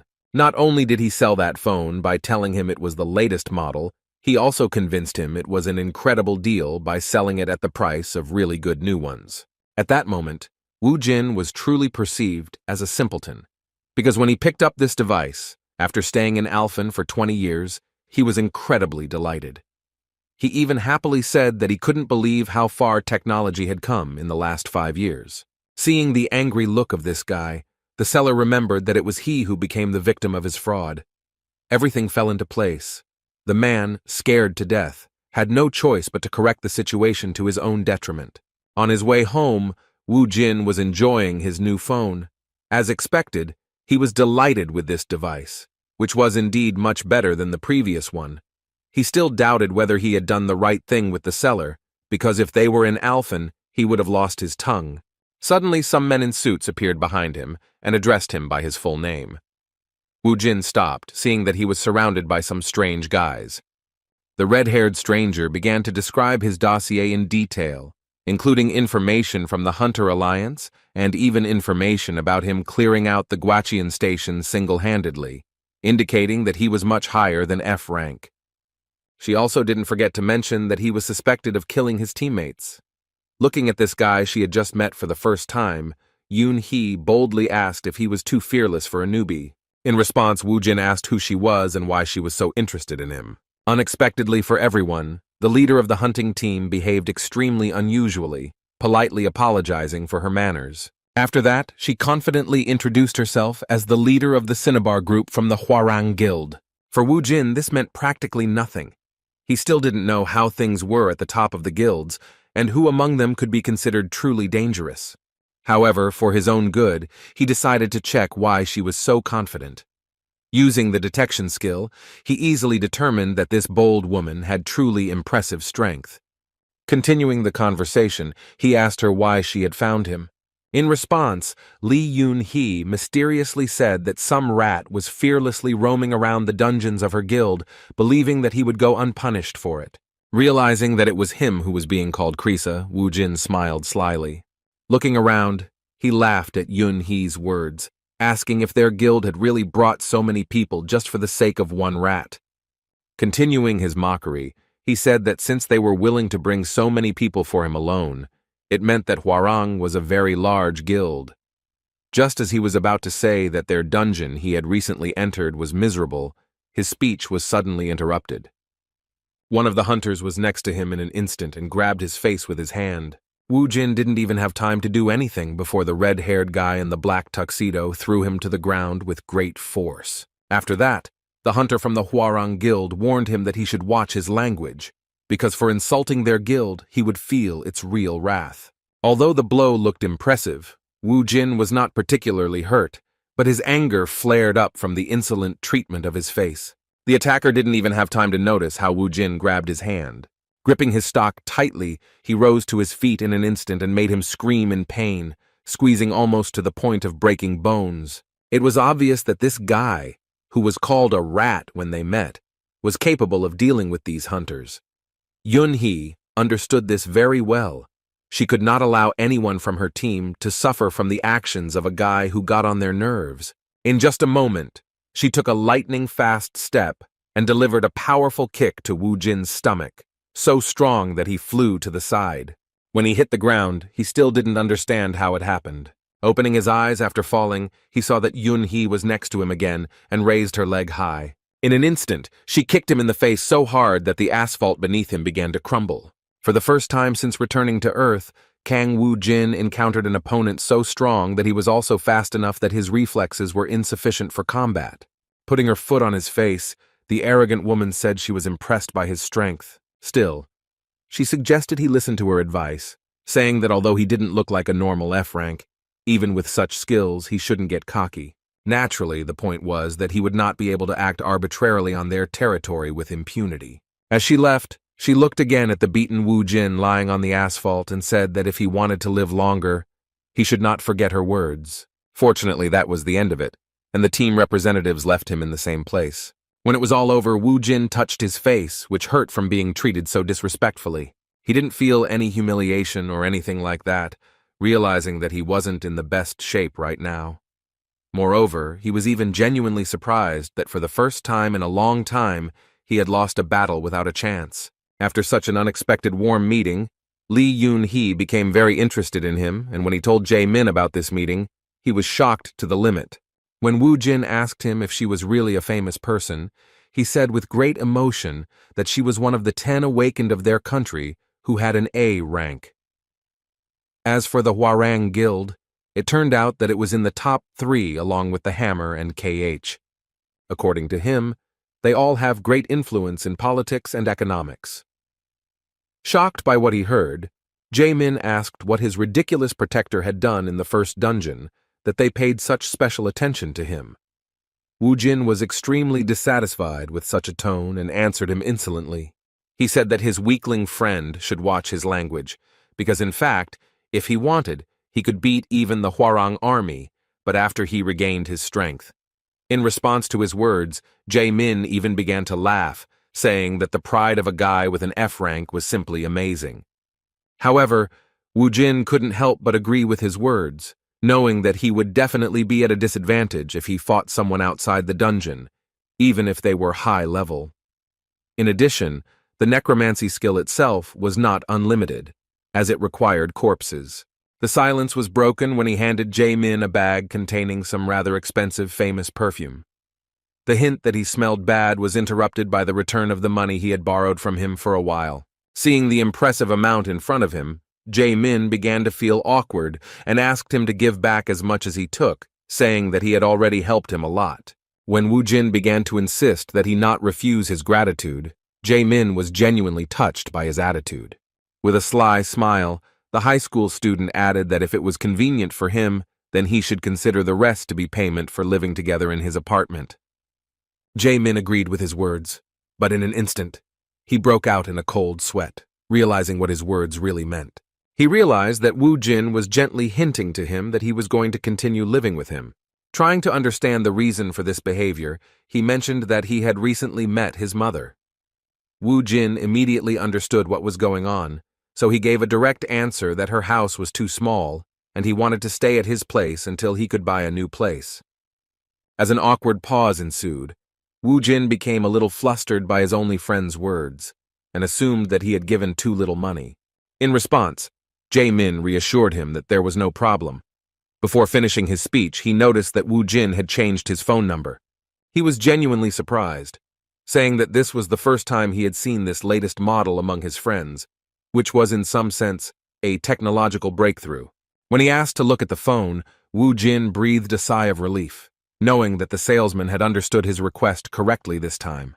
Jae-min was actually delighted with this device, especially the color, which was called Crazy Red. According to him, to make such a device, you need bloodstones, which is why the Crazy Red phone also becomes crazy expensive. Realizing this, Jae-min assumed that his friend really earned a lot, but his friend replied that he got it as a result of an event. His words sounded mysterious, but he didn't want to scare his friend by mentioning that this was an event in which the life of the salesman who had cheated him on the previous deal was at stake. Jae-min did not hide his admiration and even called his new friend a really cool guy. Suddenly, a message regarding a money transfer came on his phone, and Jae-min began to count the number of zeros with difficulty. Wu Jin immediately took his phone back and looked at the account where another 40 million won had appeared from Hong Sung-gu, and he realized that the idiot had mixed something up, because originally it was about 4 million. He had no choice but to contact him and arrange a meeting. When Sun-gu arrived at the said cafe, he greeted Wu Jin respectfully, calling him boss and politely asking how he was doing. In response, Wu Jin asked in confusion why all this speech was necessary when they had just met a few hours ago. After these words, he extended his phone towards him, asking what this bank transfer amount meant. With a clear tone of condemnation, he asked the poor fellow if he considered him some kind of beggar since he had sent such a sum. Then he reminded him of his words about 4. Sun-gu froze for a moment, realizing that he had paid. Remembering what he saw in the dungeon, he began to think that if he couldn't pay, he would end up in the place of those guys who crossed them. Now he began to think that we were talking about those same 4, not millions, but hundreds of millions. He couldn't even imagine how to get such a sum in such a short period of time, so he couldn't find a better option than to fall on his knees and start pitifully begging for his life. Wu Jin felt extremely awkward at this sudden sight, while Sun-gu, who had misunderstood his words, desperately shouted that he would give up the remaining portion if he was given a little more time. The behavior of this ridiculous awakened one attracted the attention of everyone present in this cafe, so Wu Jin began to get angry and nervously said that if he wanted to live, then he should first sit at the table with him. Sun-gu followed his order without question, and then began to make excuses that he was very sorry that he could not get 400 million won in such a short period of time. He desperately promised that if he was given time, then he would definitely pay for saving his worthless life. When Wu Jin heard the amount that idiot was talking about, he was completely at a loss. It was clear that he was in despair, but he was ready to do anything to save his life. Wu Jin finally realized that he had completely misunderstood his speech. On the other hand, he couldn't help but admit that modern children seem quite generous. Choosing a more comfortable position for himself, he decided that if Song-gu was wrong, then he really deserved to be taken advantage of. With his hands folded in front of him, the newly minted businessman, with a sly expression on his face, asked how long he would have to wait for his money. The next day, Wu Jin set out again to seek profit. A walk in the fresh air in a fairly nice area was how he started his morning. A little later, a car with a personal driver, Song-gu, arrived for him. Seeing him in a good mood on the way to the dungeon, Wu Jin asked him why he was so happy on his first day of work. In response, he said in a cheerful tone that even servants can be happy. Sun-gu actually amused Wu Jin, even though Wu Jin had no intention of considering him as that servant.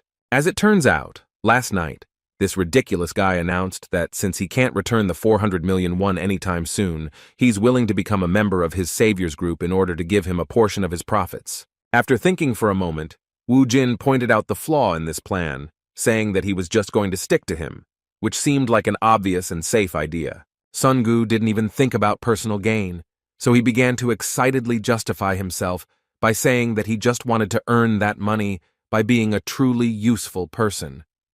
Fearing rejection, he even declared his willingness to become his personal manager. With some admiration, he promised that in that case he would take full responsibility for choosing dungeons, booking, selling bloodstones, and other concerns, including even the possibility of being his personal driver. In response, Wu Jin said that if he was going to work like that, then that made him a personal servant. Song-gu felt a little offended. He was really hurt by these words, even though he knew that his savior was completely right. He smiled from ear to ear and awkwardly praised his boss for his very accurate observation. The conditions were really favorable. Wu Jin didn't mind the company of a guy he could trust. Pleased with this unexpected opportunity, he began to dictate terms that, surprisingly, turned out to be mutually beneficial. He said that in this case, their cooperation would last for a year, and since it would be too difficult to do it for free, his servants would even have their share of the total profit. His offer seemed like a real gift from fate. Sun Gu grabbed his boss's hand and sincerely thanked him for it. In response, Wu Jin said with a kind smile that he was also grateful to him for it. As a result, another good friend appeared in his circle. Looking at Song Gu, who was driving him to the pre-booked dungeon, the carefree awakened one thought that it was quite funny, because by pure chance, he got himself a servant due to a misunderstanding in which he actually wanted to return the excess. In fact, he understood that he was doing a great service for him, no less than he was receiving himself. Looking at this young man, he pleased him with the sudden words that if he would just do his job well, then 10% of the profits would be at his disposal. Hearing this, Song Gu turned away from the road and, with tears in his eyes, thanked his boss for what he was doing for him. When Wu Jin interrupted his snotty speech by asking if he had found the dungeon he had been told about, he immediately replied that at the boss's request, she had reserved a 3-star dungeon with the most monsters. They soon arrived at the third exit of Maebong Station, where a swarm of Reikis was located. Monsters like cockroaches weren't much of a problem in terms of battle difficulty, but their numbers were definitely very impressive. Sun Gu was at a loss, doubting whether they could handle such a task. He had 2 backpacks on his shoulders, and his only task was to collect trophies, but Wu Jin still asked him to keep an eye out, so as not to be accidentally hit by a surprise attack. The numerical superiority of the Rakia swarm was a serious problem, but not for a necromancer with a lot of experience behind him. Wu Jin got his bearings from the start. He had to spend all his points on control in order to increase the maximum number of his army. The number of skeletons he could control had grown to a massive 19, which was even more than the maximum number of participants in a single raid. Taking quantity with quantity and superior quality was a wise decision, but even so, they were in for a pretty hardcore playthrough. In just a moment, this floor turned into a bloody battlefield. It didn't take long before the swarm of Reikis thinned out to the point that the skeletons began to break through with increasing speed. Although the Raki did not have impressive intelligence, their instincts were enough to make them tremble with fear when the mage's familiars approached.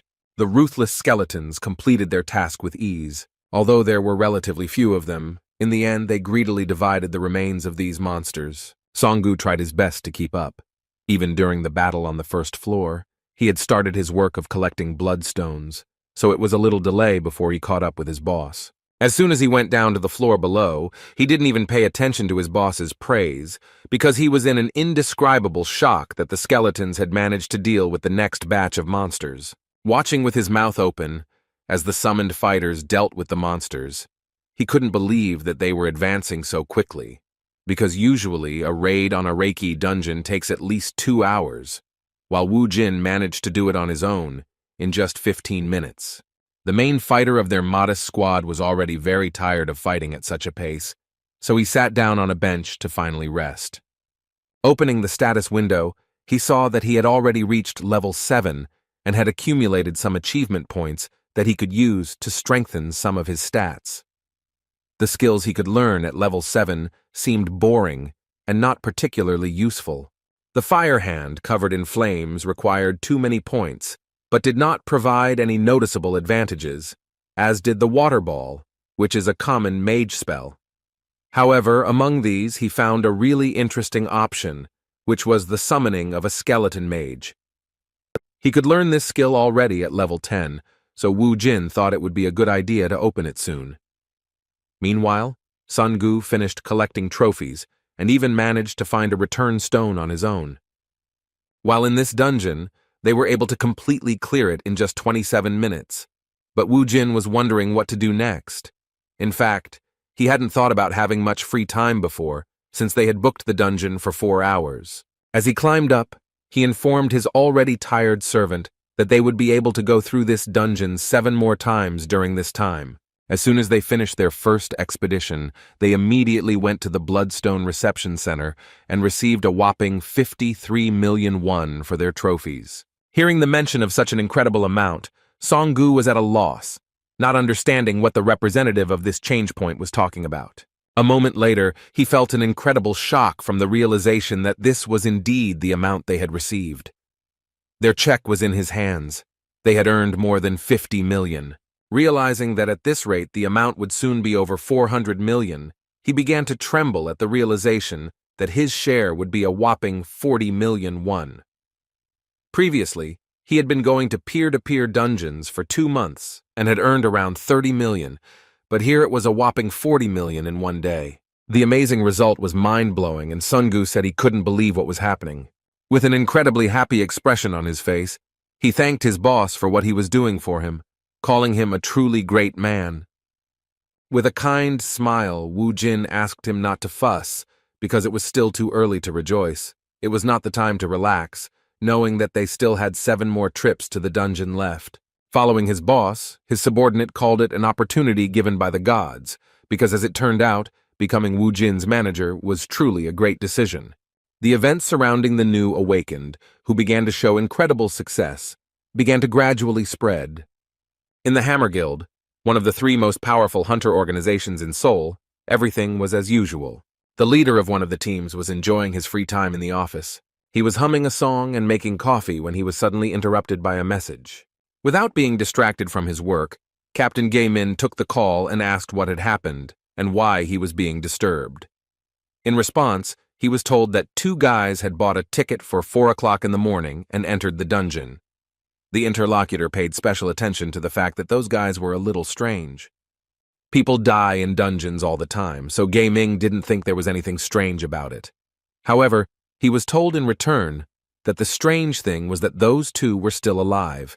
But what was equally strange was how long it took them to clear the 3-star dungeon. He reported that their first raid took 30 minutes, and on the second, they only spent 11 minutes.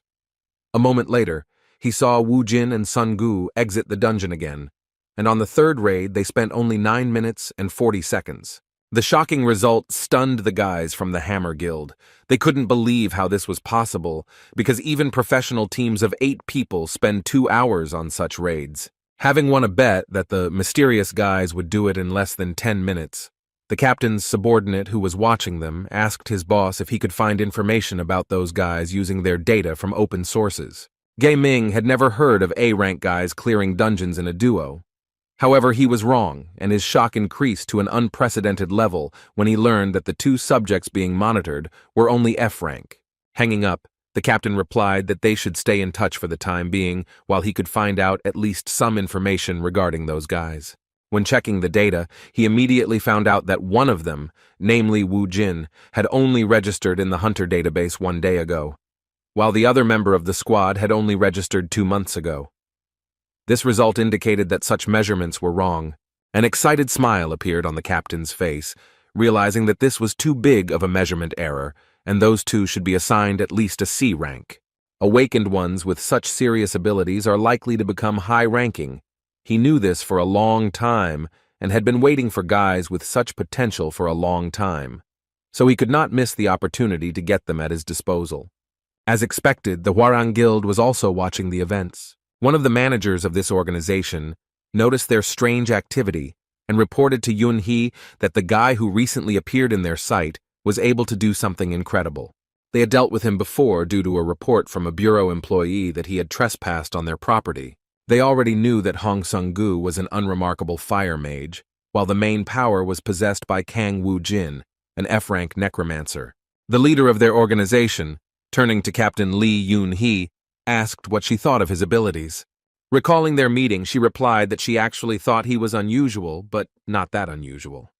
Like Captain Jae-min of the Hammer Guild, she also came to the conclusion that Wu Jin must be at least a C-rank fighter. The leader agreed with her words and concluded that there were 2 options, the first being that he was hiding his abilities during the test, and the second option was that Wu Jin was growing at a crazy pace. It was the first time Lee Yun-hee had seen something like this, so she asked the more experienced leader if there had ever been an awakened who had such a speed of development that they could rise 2 or 3 ranks of power in one night. In response, the red-haired man said that there was a similar case in history where an awakened person rose from F to A rank in an insanely short time. His potential was a secret until he reached the #1 spot in South Korea.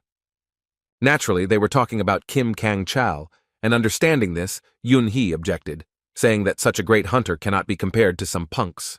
Despite her opinion, the leader suggested not to be too sure of his guesses. He thought it would be a good idea to confirm who Woo Jin really was. Lee Sang-ho, the brother of Captain Ha-yoon, who is the master of the Hwarang Guild, gave his sister the order to bring this guy to his office so that they could find out what kind of person he is. Meanwhile, the boys continued their non-stop raids in which Woo Jin became increasingly faster. On the other hand, Sun-gu, who had a completely different role, was barely able to stay conscious. While collecting bloodstones from defeated monsters, he thought that if such loads continued, he would be the first to die in the dungeon while extracting precious trophies. Turning to his boss, he asked in a tired voice if they could take a little rest. Seeing his condition, Woo Jin replied that he had done a good job. Even though Sun-gu was his servant by verbal contract, he respected his work and fatigue, so he took a short break. Song-gu sat down on the floor, immediately drank half a bottle of water, and said with a more cheerful expression that he felt much better now. When the boss asked how much time they had left, he replied that it was a little over an hour. They were doing much faster than expected, so after 3 hours of continuous dungeon raiding, they had already managed to earn around 400 million won. Woo Jin knew that this was enough to buy a house for Mom and Su-ah, and also for Sun-gu to have everything he needed. Based on this, he made a very unexpected decision. Rising to his feet, he gave his friend an incredible motivation by saying that all the remaining bloodstones would be completely under his control, and during this time he would be under his protection. Taking a deep breath, the boss suggested that his subordinate get everything he could, after which he suggested that they speed up. In just a moment, he rushed forward with great speed to attack the remaining monsters that were on the lower floors. Sun-gu was taken aback by Woo Jin's enthusiasm. The progression of strength gradually increased, and the fighter, using the crowbar and his familiars, turned into an increasingly powerful hunter. Taking advantage of the opportunity, he not only improved the skills of his skeletons, but also fought on the battlefield himself, improving his own characteristics. The rush sometimes made him need to act according to the situation. Previously, he was just a general who wisely led his army, but now, finding himself at the forefront of the battle, he himself often found himself in dangerous situations. However, in such a weak dungeon, he didn't really feel the pressure from the monsters, because their numbers weren't a problem thanks to his 19 skeletons, and he himself could easily deal with surprise attacks. After 3 hours of constant raiding, he finally reached the long-awaited 10th level. Having cleared another floor and received a message about his level increasing, he decided that this should be enough to strengthen his army. When he opened the system window, a new notification suddenly appeared in front of him, saying that he had fulfilled the level requirements for class assignment. Woo Jin was surprised because when he was in Alphen, this did not happen. With a thoughtful look, he said that in Alphen, classes were also determined by reaching level 10, but he was already a necromancer, so he did not understand what was happening with the system. A moment later, the system began to work with special persistence, analyzing the player's development in order to assign him one of the possible classes. As it turned out, he actually became a dual class, gaining a second class that was a warrior. Woo Jin felt a little uneasy thinking that this might be a problem, but he couldn't refuse such an offer. In addition, he was given a bonus in the form of a warrior weapon. Based on his experience, Woo Jin believed that being a mage was definitely more advantageous, as the characteristics overlapped with necromancy. Unfortunately, he did not receive the mage class, but became a warrior. If he had known that this would happen, he would have used magic instead of waving a crowbar. He had no other option but to accept such a decision of fate. Ignoring the details, he looked with particular interest at the bonus in the form of a warrior's weapon, which became his reward for acquiring new abilities. The mysterious gift item appeared in front of him, but in reality, it looked more like an ordinary steel pipe. As soon as he touched the warrior's weapon, he received a notification about its properties. As it turned out, it was a steel staff that grows with the user and will come to him at the first call. After looking at this item, Wu Jin still smiled, realizing that a weapon with increasing characteristics was not so bad. He thought with anticipation about what it would become in the future. After finishing receiving the unexpected rewards, he returned to his original plan, obtaining the Necromancer bonus in the form of the Demon Seal Catalyst. The item known as the Demon Seal Crystal is a magical crystal that is obtained by necromancers upon reaching certain levels. The 7 crystals inside are great familiars, incomparable to the skeletal soldiers. With their help, on Alphen, he destroyed all the enemies who dared to come to Alendal, the land that belonged to him. With a smile of anticipation, he wondered who he would get this time. As he opened the seal, the crystal began to shatter with a blinding purple light.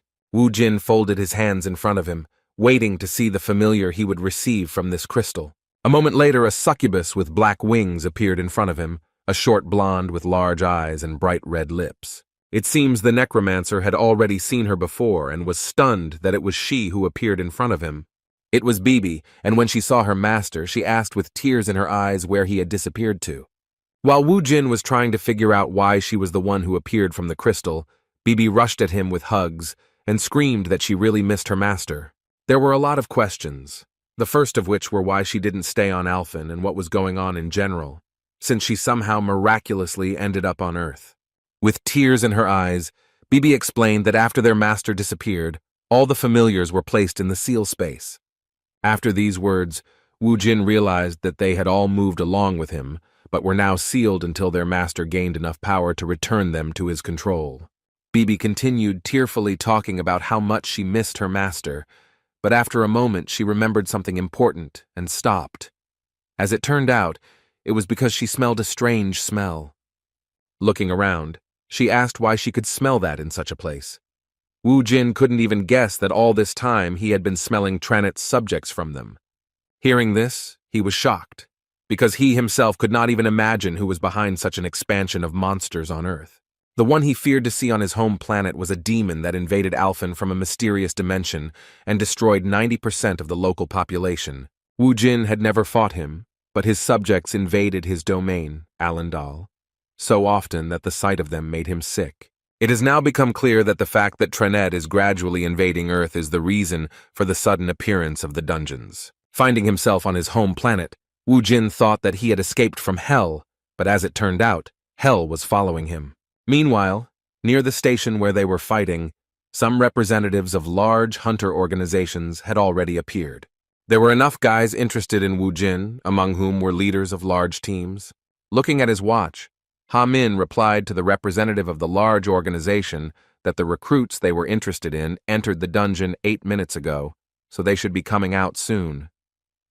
According to him, those who interested their leader so much were not simpletons, because they earned more than 400 million won, working only 2 people, and only in 1 dungeon in less than 4 hours. This guy, observing the situation, believed that with such strength, he too would be able to clear dungeons at such a speed. Meanwhile, all attention turned to the guys because they finally came out of the dungeon. Sungu could barely move his legs, while Wu Jin was fine, but still thought about the disturbing news he had learned after his first familiar had appeared. Jin Min Chang broke the silence by complimenting them on their good work in the dungeon. With a smile on his face, he asked if they would mind giving him a few minutes of their time to listen to one of the most fateful proposals of their lives. In response, Wu Jin coldly walked past and replied without much interest that he refused their offer. Hearing such an unexpected answer, Jin felt despair and threw aside his pride and ran after them, begging them to stop. With a sullen look, Wu Jin asked why he was asking if they were willing to listen, if he was going to waste their valuable time anyway.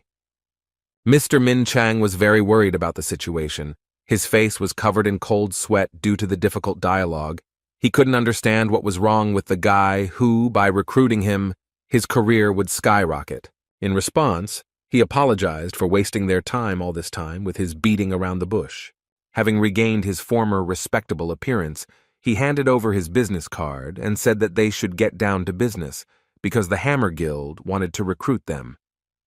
But even after the direct text, Wu Jin turned around and started walking away, shocking even his protege with the answer that he was not interested. Jun, having lost his pride again, started running after them, assuming that they simply did not know who they were. Wu Jin knew that this wasn't going to stop just like that, so he turned back to the pushy leader of the hunting team and said that he heard that they were one of the top 3 guilds in Korea. Jin Min Chang felt a little relieved after hearing that he was being treated properly. After that, he extended his business card towards the promising hunter and said that their guild had the strongest of the awakened within its ranks. He promised that if they joined them, then they would receive the best support without delay. Skipping formalities, Wu Jin, calling the representative of one of the strongest organizations simply a man, asked him to stop this meaningless dialogue. With an angry look, he said that he was in a noticeably bad mood, so it was worth stopping to irritate him, so as not to run into rudeness. His behavior seemed unusual to other people, because no one even guessed what was threatening their planet. Having earned a large sum, Wu Jin stopped at an interesting place, after which, together with his mother and sister, he went to one of the most prosperous areas of the city. His mother was shocked to learn that her son, a few days after his return, led them to a huge house that the realtor said now belonged to their family. She was excited about what was happening, realizing that such a home would cost an unimaginable amount of money. Looking at her son, who had a calm smile on his face, she still wondered how he was going to buy such a house. Looking at his phone, he replied that he had recently replenished his account and could now afford it. His mother was shocked to hear such words, and the son was forced to explain that he was actually a wanderer who made money in the dungeons. As expected, his mother was very worried. She couldn't allow her son to take such a risk after losing a family member once. However, Wu Jin insisted that she had nothing to worry about after all. He wasn't weak at all, and hunting in the dungeon was like fighting cockroaches for him. Even after all his arguments, his mother could not accept his words, but her daughter joined the conversation, asking if she could have a dog. She reminded her that they could have one if they had a house with at least some lawn, and here it was just huge. With a devil in her eyes, she tugged at her clothes again, and in response, the worried mother asked her to wait while she sorted out what was happening.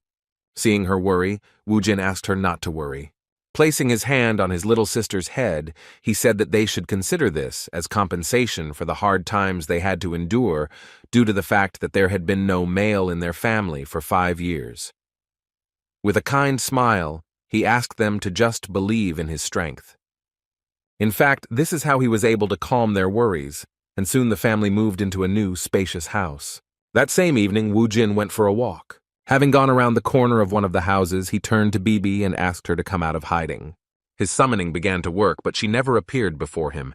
As he repeated his words, he saw that the trail of summoning magic began to lead him around the corner of the building. He was surprised, because when he looked around, Bibi was still not there. A moment later, he saw a cat with strange energy passing by, so he assumed that she was his familiar in a very unusual form for her. As it turned out, it really was her. Wu Jin couldn't understand why she had turned into a cat, but he couldn't mistake those eyes for anything else. When he picked her up, he heard that she couldn't take her true form outside the dungeon. As it turned out, because of this, she had to find a small organism that could become a vessel for her. This turned out to be a street black cat that was nearby. Hearing this, Wu Jin was surprised, because he did not understand why it did not work as before. After that, he asked if Bibi sensed any other energy sources of Tranit that was trying to invade Earth. In response, he heard that everything was clean, and there was a pleasant smell of peace all around. Her words surprised Wu Jin even more, because it was the first time he saw a demon enjoying the smell of peace. Still, he came to the very pleasant conclusion that Tranet's energy had not yet affected this world. He was suddenly distracted by the voice of a stranger who called him full of surprises, relying on the assumption that Wu Jin even took care of stray cats. Looking around, the necromancer saw another mysterious man who was very interested in his strength and personality. With a pleasant smile, the red-haired man who introduced himself as the Eyes of the Hwarang Guild asked if it would be difficult for him to spare a little time for a conversation. While Wu Jin was with Li Sang-ho, his subordinate Sungu visited a place he had only dreamed of visiting before. While in a luxury car showroom, he waited to meet the dealer, still wondering what could explain his boss's strange behavior. When they were returning from work to the dungeon, he asked the question that was troubling him directly. He wondered why he had turned down the offer from the Hammer Guild, which other hunters could only dream of. With a heavy sigh, Wu Jin replied that he just wanted to. Sun Gu was surprised by this answer, as it sounded as if his boss was some kind of cheeky schoolboy. Wu Jin explained that he simply hated following anyone's orders. Alarmed by this answer, Song Gu, with cold sweat on his face, replied that even the almighty Hammer Guild could not compare to the strength of his boss. Still, he wasn't sure if Wu Jin's arrogance and pride were the only reason he turned down a lucrative partnership with the guild that could have opened the door for them to earn more and grow. While inside the incredible car showroom, he answered with a sly laugh that the reason was no longer so important, because soon he would have the opportunity to drive the car he had dreamed of for so long. With his hands folded in front of him and his eyes looking up, he made the decision that all he would do from now on was trust and follow his boss. A moment later, his thoughts were interrupted by the dealer, who came out to meet him, apologizing for keeping him waiting. They immediately brought him a contract and asked if he wanted to sign it right away. Being so close to his dream, Song Gu agreed to the proposal without hesitation. Meanwhile, his boss was in one of the cafes, where he was already being apologized to for how his first meeting with the Hwarang Guild had been. What Li Sang meant was that he had a run-in with Yun He over a misunderstanding about visiting their dungeon without permission. Hearing this name, Wu Jin immediately knew that it was about that crazy woman with red hair. The guild leader explained that in fact, although she is his younger sister, she is very different from him due to her explosive nature. He folded his hands in front of him and said with a kind smile that Yun He was very valuable to the guild, so he was ready to compensate for any tricky situations involving her. Wu Jin shook his head and said there was no need for that, then suggested that they move on to the real reason for his visit. Continuing to smile, Sanho replied that he was quite smart in negotiations despite only having recently graduated from high school and not even having much experience in talking to hunters. He admitted that he had actually observed his progress, which he could confidently call a stunning progression, which was impossible for a rank F. He believed that Wu Jin belonged to a rank C at the very least, especially considering what had happened in the raid he had participated in today. With an anticipatory look, he said that he was confident that Wu Jin was one step away from the top ranks, and it was only a matter of time. After listening to his compliments, Wu Jin immediately realized that they were now also interested in having him at their disposal. Seeing his mood, Sanho confirmed his suspicions and asked him to join the Hwarang Guild, promising that they would be able to provide the best conditions for his development. Wu Jin wasn't interested in such proposals, so he decided to act quite unexpectedly and suggested that what they called the conditions for development was that the role of the leader would be transferred to him if he could defeat him in a duel. Considering it to be just a friendly joke, Mr. Li replied with a laugh that he expected nothing less from him, having heard about his self-confidence. In response, he said with a kind smile that he leads the Hwarang Guild not because of his awakened skills, because his B rank is worth nothing in comparison even to his sister's rank, which is A rank. Relying on these words, he gave a full answer that therefore he could not give him his place, even if he defeated him in battle. In response, Wu Jin stood up from the table and started walking towards the exit, disrespectfully replying that in that case he was not interested. He was suddenly stopped by a startling question from the Hwarang leader. Mr. Li coldly asked him if he knew why dungeons appeared on Earth. Seeing Wu Jin's interest, he said that it had been 5 years since the underground tremor, but they still hadn't found out anything about the dungeons. However, according to his observations, the dungeons were getting bigger, and the monsters inside them were much stronger than before. But humanity is not at all frightened by this, because people are completely immersed in earning money from bloodstones. Mr. Li Sang-ho is absolutely sure that the world will drown in chaos if everything continues like this. With a sincere look, he made the most advantageous proposal at the moment. He said that gathering the awakened to stop this was his true purpose. Looking towards the promising hunter, he expressed hope that he would entrust them with his strength. The next morning, the Hammer Guild was truly restless. The leader of the 4th team was in a truly terrible mood, which made his entire team worry. Suddenly, Assistant Leader Jin noticed something interesting. He immediately turned to his boss, saying that the guys they were interested in had already managed to book exit 6 of Guaishan Station. Hearing this, Mr. Jin became furious, saying that he shouldn't spoil the mood by talking about that impudent boy at such an early hour. Walking towards the window, Jun Min Chang began to rant about how good Wu Jin was, suggesting that he would be a C-rank hunter at best.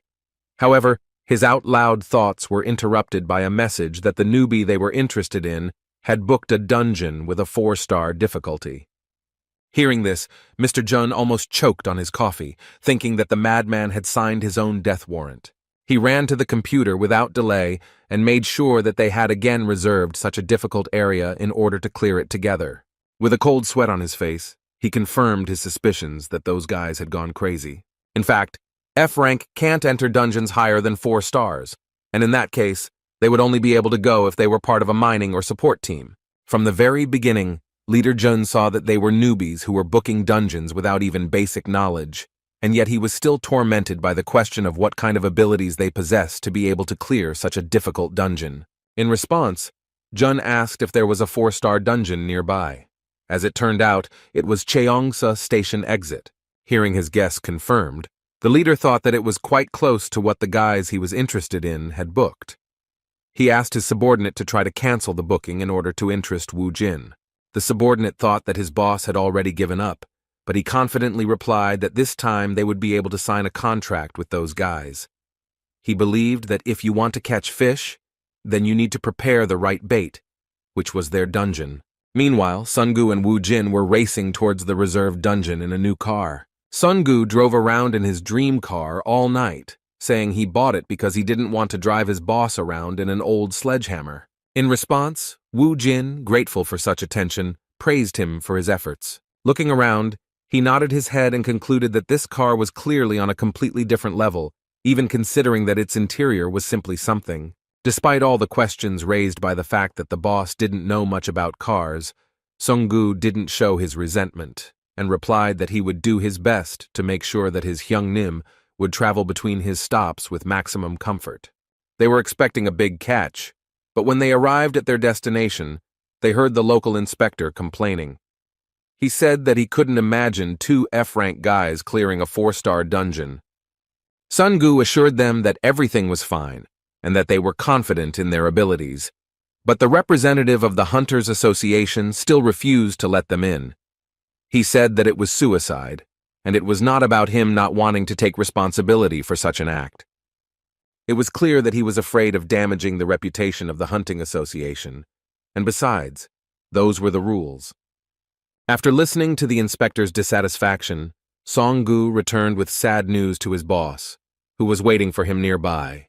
With an uncertain look, he said that he could not convince the inspector because he said that they were not allowed to visit this dungeon. He apologized to the boss for not investigating the matter from the beginning. Wu Jin didn't blame him for the money he had paid. There was nothing he could do about it, so he said that they should spend the next day reassessing their abilities. In order not to waste time, he asked Ha Min to check if there were any 3-star dungeons nearby. At that moment, their conversation was interrupted by a man in formal clothes, who said that he could not believe that they had met again near the dungeon. As expected, it was Mr. Jun, who had planned to meet like this from the beginning. Calling this situation fate, he asked what had happened and if he could help them in any way. With a kind smile, he tried not to show that he had hoped from the very beginning that he would meet them in this way. Without hiding his obvious suspicions, Wu Jin mockingly repeated his words that this was indeed fate. With his hands on his hips, he asked the curious leader of the 4th team of the Hammer organization how exactly he was going to help them. Without further ado, they headed to the Guachin Government Complex station, where they had prepared a dungeon for these guys in advance. Recalling their failure, Leader Jun guessed that they didn't know that only C rank and above were allowed into 4-star dungeons. Pointing his hand at this station, he said that this 4-star dungeon was at their guild's disposal, and all reservations had been cancelled, making them free to enter. Wu Jin had this place at his disposal thanks to the help of the Hammer Guild, and he expressed suspicion that it was too good to be true. He said that all such concessions had to be paid for, so he asked what they wanted from him in return. With a kind smile on his face, Leader Jun assured that this was just a gesture of goodwill, and they would resolve their friends' rank issues on their own, so they could clear this dungeon to their heart's content without worrying about the Hunter Association's reaction. Taking his words into consideration, Wu Jin replied that if that was really the case, then they would be most happy to agree to this proposal. After these words, the leader of the fourth team wished them good luck in passing, but asked them to stay for another minute to receive a gift from him. Waving his hand, he asked to walk with him a few meters. Next to them stood their work car, in which the gift in question had been previously located. Opening the trunk, Leader Jun said with a sly laugh that everything has to be paid for. Min Chang didn't ask for anything in return, but he was in anticipation, thinking that a favor is always repaid with a favor. It's no secret that there is an unspoken rule that if someone shares food with you, it's natural for a person to share in return. Although Wu Jin was obviously a strong awakened, Leader Jun didn't know him well enough, and thought that he was just a kid who was 24 years old. He was more than sure that he already had him on his hook. In turn, the subordinate of the leader of the fourth team thought exactly the same. It was not the first time he had carried out this scheme together with his boss, so he began to play his own game, making a compliment that the mood of their dear friend had changed for the better. When Wu Jin asked what he was talking about, he replied that yesterday he was in such a mood that it was scary to even talk to him. Remembering that day, the necromancer agreed, because he really was in a bad mood due to the fact that all his thoughts were occupied with Tranit's presence on his dear earth. Seeing how Wu Jin was gradually becoming more open to communication, the trickster from the Hammer Guild asked with a smile on his face if they would mind having a drink together after their raid was over. Wu Jin agreed without hesitation, and that impudent office plankton immediately came to the conclusion that the kid had fallen for his manipulations. Having been in the Hammer Guild for 2 years now, he was confident that their tactics were impeccable, and that their target would soon sign a contract with them, especially after they had a few shots of strong soju. He continued to talk about celebrating their success, mentioning that he knew of a nice place nearby. Watching this whole stupid performance, Sungu felt a little awkward, realizing that it was a waste of time, because no matter how much they sucked up, his Hyunim still wouldn't join their guild. When Jin Min Chang returned, he stopped for a moment, looking around the area for the guys he had brought to this place. When Ha Min asked where those guys had gone, he replied that they had already gone to the dungeon. Hearing this, Mr. Jin began to shake with anxiety, saying that he had asked them to wait so that he could give them a gift for the journey. He was furious, and his protege did not understand what his anger was about. He believed that he was going to wait for them to return anyway, so this gift could be given after their raid. As it turns out, this gift was a much-needed survival kit, without which you can't go on raids on 4-star dungeons. Throwing the 2 bags on the ground, the leader asked Ha Min how much the F-ranked guys who entered such dungeons knew, and whether they had heard about the dangers of such a raid. With a worried look, Mr. Jun thought about the fact that for such dungeons, a D-rank team with a C-rank leader was recommended. He knew that Kang Wu Jin was only an F-rank on paper, and with his speed at clearing 3-star dungeons, he should be able to defeat the monsters in this dungeon. But despite this, his success was in great question due to the fact that he did not take the necessary equipment, because from 4-star to 6-star dungeons are different from low-level ones. If you go there without information and a survival kit, even a high-ranking hunter will not return alive. With his hand to his face, Leader Jin said that this was the end, because with their actions they had not helped, but had literally sent those guys on a deadly raid. Meanwhile, the boys had already cleared a significant portion of the dungeon, clearing all the floors with ease. Looking around, Wu Jin wondered if this was really a 4-star dungeon, considering the monsters they encountered along the way were all too common. Songgu assumed that it was just an easy 4-star dungeon, and his boss decided to agree with it to avoid straining his brain. All the bloodstones had been collected, so Wu Jin activated the search for the return stone. Unexpectedly for him, there was no reaction to the use of his ability. Wu Jin thought that it couldn't be that there wasn't such an object near them. He couldn't even imagine that this wasn't the whole dungeon, and that they only saw the open part of it, so he chalked it up to his skill being too low. In order not to waste time, they decided to return to the place where they started, looking around. For the first time in all the raids, they encountered such an unusual problem.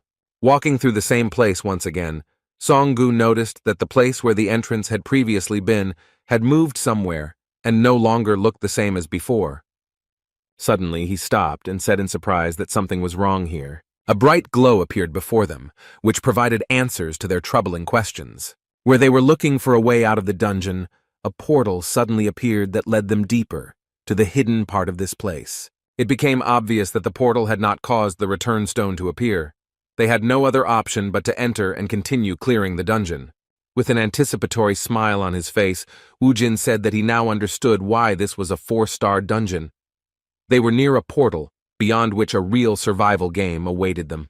Still, the guys decided not to delay, because even though their trip was paid for by the Hammer Guild, they could not waste precious time thinking. Having passed through this portal, Woojin was surprised by what he saw in front of him. They found themselves in another change, and Songu began to behave strangely. For some unknown reason, he stripped naked, and Woojin couldn't understand what he was planning. He immediately looked away and asked with some awkwardness why he did it. In response, he heard a disgruntled cry about Hunim also standing naked in front of him. Looking around, Woojin realized that only their bodies could move through this portal, while their clothes remained in the place where they entered this teleport. The strange forest they found themselves in greeted them with some strange animal cry. Standing there without clothes was a pretty bad idea.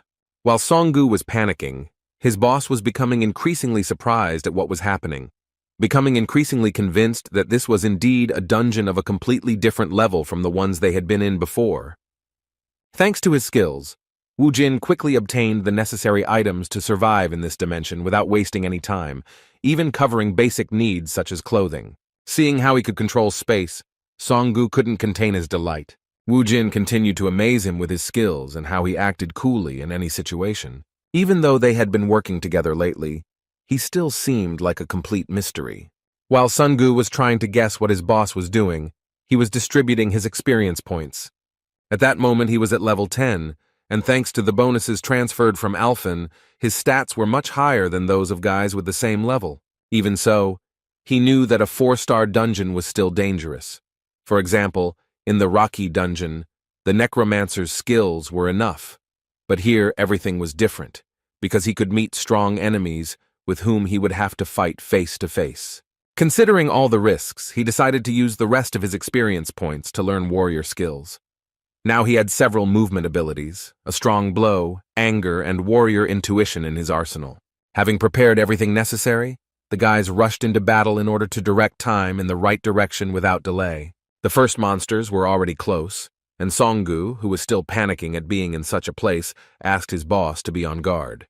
The huge lizard rushed through the dense forest towards the unexpected guests at high speed, while Woojin appeared right in front of it in an instant. Before the monster could even comprehend it, the dual-class fighter suddenly appeared above his head. Thanks to the warrior's intuition, Woojin was able to assess the enemy's strength in a split second.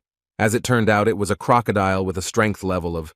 This was his first opportunity to experience firsthand what monsters of such a high level were like. While the level 10 fighter was fighting a level 31 monster and waiting for even worse monsters to come, the outside of the station was still restless. The guys from the Hammer Guild hoped for their quick return, but the barrier never disappeared. Based on this, it was logical to assume that the guys were still alive, but they had no way to know what was happening inside. Time in such dungeons was 4 times faster than on Earth, so Leader June assumed that about 2 hours had already passed there. His protege continued to wonder how long they could hold out, and whether they could, with their combined efforts, resist even a crocodile. In fact, although the guys knew how incredible the newcomer they were interested in was, even the leader of the 4th team doubted that fighting bare-handed against monsters above level 30 was something possible. Of course, he was most worried about the guys going inside without a survival kit. He didn't know what Woojin's abilities were, so he was worried about them not having any equipment. The portals in high-level dungeons don't allow materials from Earth to pass through, and it's dangerous. The only things that could be brought were things from other dimensions or made from materials using blood crystals. Clutching his head, Jinmin Chang, who thought this was the end of his whole plan, said that even if their guys could deal with the monster, the main problem would be the lack of water and food. One problem was replaced by another, because they understood that even if it was difficult to survive empty-handed in the Amazon jungle, then there was no talk of such survival in the portal of a high-level dungeon. While the guys from the Hammer Guild were tormented by their sad assumptions, there was a feast in the dungeon portal that could be envied. The previously excited Songu enjoyed the incredible crocodile meat with a smile on his face, to which his boss was even able to get the spices he used on Alphen. Their time together seemed like some kind of vacation. Wu Jin was quite knowledgeable about such things, and in addition to cooking gourmet meat, he also knew how to choose a decent beer, which goes well with such a kebab. After taking a few sips of the low-alcohol drink, Songu completely forgot about all his worries, saying that he would never forget this trip to the dungeon. Wu Jin was glad that he was able to please this friend, because earlier, in Alphen, he had no one to share such joys of life with except the demons that were his familiars. While the guys were resting inside the portal, having perfect conditions for this business, the captain of the hammer team and his protege continued to worry about the fact that a lot of time had passed. On the one hand, they already believed that the newcomers to the hunter business could survive, but there were still doubts. As an experienced leader of a hunting team, Jun Min Chang assumed that they could somehow defeat the crocodile by distracting it with the necromancer's calls. However, he was more than sure that such a difficult fight would not give any advantages in the future, especially in the swamps. For those who have at least some understanding of such dungeons, it is no secret that the swamps that appear from time to time in the jungles of such portals are simply a death sentence for melee fighters. Even for our guys, it was quite difficult to move. Their legs got stuck, and danger was on all sides. At this point, they had to be on guard, because you could never be sure that in a moment the Hokos and swamp anacondas would not pounce at the same time. Only Hong Sung-gu had long-range combat, but his fireballs weren't enough to stop Hoko's crazy monkeys. The guys from the Hammer Guild team knew about this too, so their worries continued to grow, not taking them away from the thought that their brilliant idea had come to an end because of one missed detail. As it turned out, they were wrong once again. While Sung-gu watched motionlessly as everything happened, Wu Jin continued to incinerate the monsters, despite being a primarily close-range fighter. Watching this, Sung-gu was once again shocked to realize how limitless his Hyungnim's skills were. This time, Wu Jin demonstrated the summoning of skeletons with magic. Using fire, they instantly incinerated all the monkeys, because each of them had a power that exceeded Song-gu's. While the boys overcame one obstacle after another, using the skills and experience of the leader of their small squad, the representatives of the Hammer Guild waiting for them had a small snack with instant noodles. 4 whole hours had already passed, and the ward continued to ask his leader whether they would be able to clear the dungeon.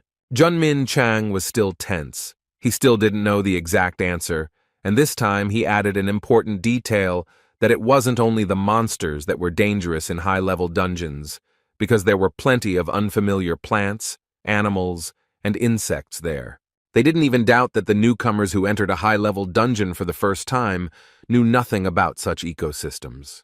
This meant that there was a high chance that they would eat something poisonous due to hunger. Meanwhile, Sun-gu, who was under the care of the all-knowing Hyung-nim, was enjoying tropical fruits. He liked them very much, because they were sweet and very tasty. Wu Jin explained to him that they were mortally dangerous when raw, but after cooking on fire, they became edible. Hearing this, the ward became frightened and immediately spat out everything he had managed to chew. He even started to resent his Hyungnim for not warning him in advance. Wu Jin laughed good-naturedly at his protege's clumsiness, because he couldn't explain to him how he knew about everything inside such places. It was not yet time to reveal the secret that his life in Alphen had lasted for 20 years. While inside the dungeon, Wu Jin and Sun-gu took their time to avoid making a mistake. It was already dark outside, but the guys from the Hammer Guild were still waiting for them to return. Their conversations became more frank, and now the ward wanted to know if his leader had a reason why he wanted Kang Wu Jin so much. Their guild wasn't particularly interested in this deal, but over the past 5 years, it was Jun Min Chang who had been able to find a huge number of talents and believed that his eyes had never deceived him in this matter. Hamin was delighted to recall the stories of his leader recruiting rising stars that had become very famous. He assumed that he was the one who first learned about their A-rank fighter, known as Park Jin-woo. As it turned out, it was indeed Jun Min Chan, but he surprised his protege even more when he said that he was now more than sure that Kang Wu Jin would become much cooler than the one in question. He had put so much effort into recruiting Wu Jin, so now he hoped that his efforts would pay off, and that crazy guy would return alive. Otherwise, his death would be a huge loss for all of humanity. Ha-min couldn't even imagine that his captain had such thoughts in his head. He cheerfully suggested to his boss to pray for those guys to get out of the dungeon alive. In response, Mr. Jun once again said tensely that it would not be as easy as one might think. Even though he voiced his thoughts about Wu Jin's prospects, he was not confident that he could handle the guardian of the returning stone, which was a truly strong opponent. In fact, everyone knows how difficult it is to fight the guard, so Ha-min thought that praying for their return wouldn't be a bad idea. However, the leader continued to act extremely pessimistic, saying that Wu Jin would definitely meet his death in this fierce battle. Meanwhile, the boys continued to move forward. Now, they were in the middle of some wasteland, which led them to the place that was so necessary for their return. Song-gu stopped the moment he saw the stone of return in the distance. He began to hurry forward, joyfully saying that they would finally be able to get out of this terrible place. Seeing his ward rushing to die, Wu Jin stopped him by pulling his hood. A moment later, a trap appeared in front of them, the surface suddenly crumbling, revealing sharp bamboo sticks below. Song-gu almost lost his life in his haste, so he thanked his Hyung-nim with great gratitude for watching over him. Wu Jin didn't react in any way, but only continued to look into the distance with particular interest. His friend didn't understand what had caught his savior's attention, so he looked around. It only took him a moment to realize that the trap wasn't the only thing that could stop them from getting the Hearthstone. A moment after the trap was activated, they saw a large number of high-level monsters appear. It seemed like a real problem, but Wu Jin had expected something like this. In front of them appeared quite serious enemies, which were much stronger than the crocodile they encountered as soon as they passed through the portal. It was a small detachment of Alphen orcs, consisting of warriors and mages of level. The population of Alphen consists of a huge number of races, among which are humans, elves, dwarves, beastmen, and even orcs. Another question was what they were doing in the dungeon on Earth. They had no other option but to find out personally. Not much time had passed since Wu Jin's return to Earth, so he still had a good command of the Alphen language, with which he inquired why the orcs were on his planet. Seeing how the enemies reacted to the boss's mysterious speech, Song-gu was once again at a loss, realizing that he still didn't know much about his new friend. The orcs began to look around, not understanding how this man from a planet not native to them knew their language. In response, one of them asked who he was and how he knew the language of Alphen. Wu Jin didn't intend to answer this question, so he asked them to ignore it and asked again what they were doing in such a place. One of the orcs paused for a moment before answering. It seemed to him that it was unpleasant and difficult to talk about how they had all lost their home. Jin was shocked because his guess was correct. Tranet defeated them all. According to the orc, when the balance was broken, Tranet became the master of everything that was on Alphen. They are here precisely because of the contract with the new master of their planet. It was strange to hear about some kind of contract from the lips of the orcs who had lost everything because of the new master of Alphen. As it turned out, this contract was incredibly tricky. Following it, the orcs would receive Earth under their control and it would become their new home. Hearing this, Wu Jin wondered how they could fall for such a stupid trick, since Tranet doesn't even own Earth, making this contract even more pointless than serving such a scumbag. Taking out his weapon, Wu Jin showed that he had no intention of playing around with those who were intruders into his home. In response to his determination, the orc leader shouted to his squad to immediately rush into the attack. This battle was a real challenge because never before had the guys faced so many opponents with such a huge level of strength. Wu Jin was extremely calm, knowing that he had to keep a cool head in order to deal with such a problem. This battle decided his fate as well as the fate of his ward because, without passing these guys, they would not be able to get to the Stone of Return. A little more time passed, and the guys from the Hammer Guild were still waiting for their return near the barrier. Outside, 6 hours and 20 minutes passed, but Ha-min was still encouraging his leader and said with a joyful tone once again that he had a good feeling. At this moment, Junmin Chang, who had been pondering the situation all this time, began to realize that they were probably crossing the swamp, or, which was unlikely, were already near the orc squad that guarded the return stone, since more than 1 day had passed. He was amazed at the thought that those two actually had a chance to clear this dungeon that belonged to a high-ranking dimension. Suddenly, the barrier began to disappear before their eyes, which shocked them even more in their moment of deep thought. Min Chang literally felt a lump in his throat, realizing that this was a fateful moment, because there were two options. Looking down, he froze, hoping that the boys would return. However, the hope that they would return alive began to fade gradually. The barrier disappeared, but they still didn't come out. Ha-min understood his boss's feelings, because this meant only one thing, that the worst-case scenario had become reality, and they were finished. Disappointed with what happened, Jun Min-chang was devastated and was about to fill his emptiness with alcohol, so he suggested to Ha-min that they go back.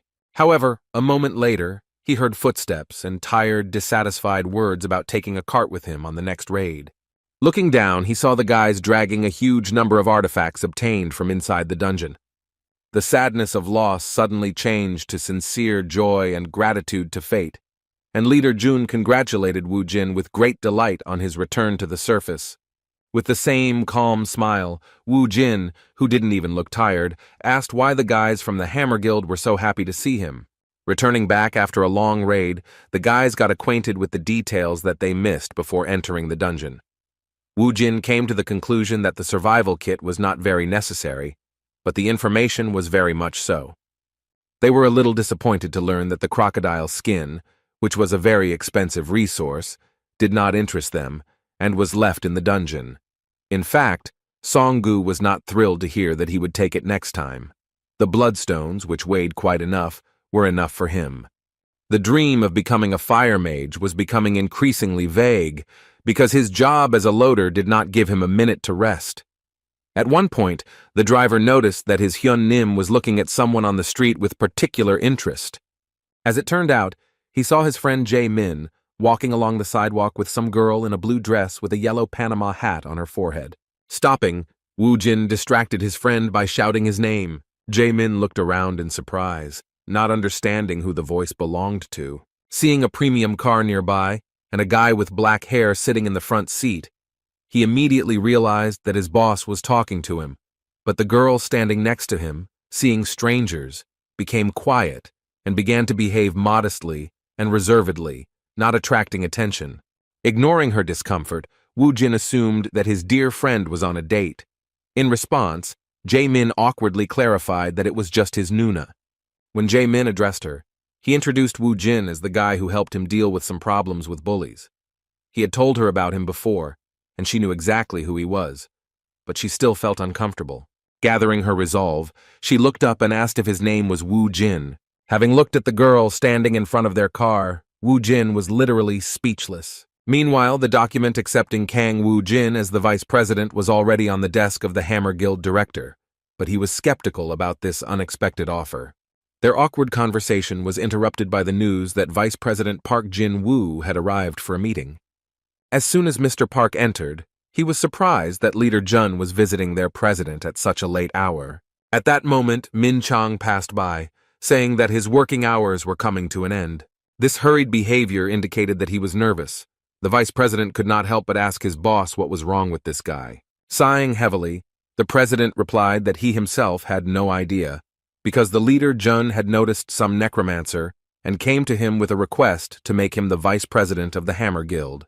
Park Jin-woo responded to these words with a good laugh and said that if Leader Jun says so, then he should be listened to, but the president was not pleased with such a proposal and replied that their precious employee had already lost his former grip. According to him, Jun had only been bringing in mediocre hunters lately, and spotting a man like Mr. Park Jin-woo was pure luck. Moving away from this topic, the president asked his deputy how things were going in America. As it turned out, they had some nasty rumors that turned out to be true. There was talk about some incident, and that Titan protected people from the disaster. The guild in question found a woman in one of the dungeons who mysteriously appeared from the dungeon. They continued to watch her, but could not find any changes since she had been razed to the ground. The strange woman and the dungeons, who did not show aggression towards people, did not know human languages, and constantly uttered a word that people from the Titan Guild could not understand. Representatives of this American guild assumed that it was some kind of post-traumatic syndrome due to which she could not get rid of a certain word, which broke her psyche.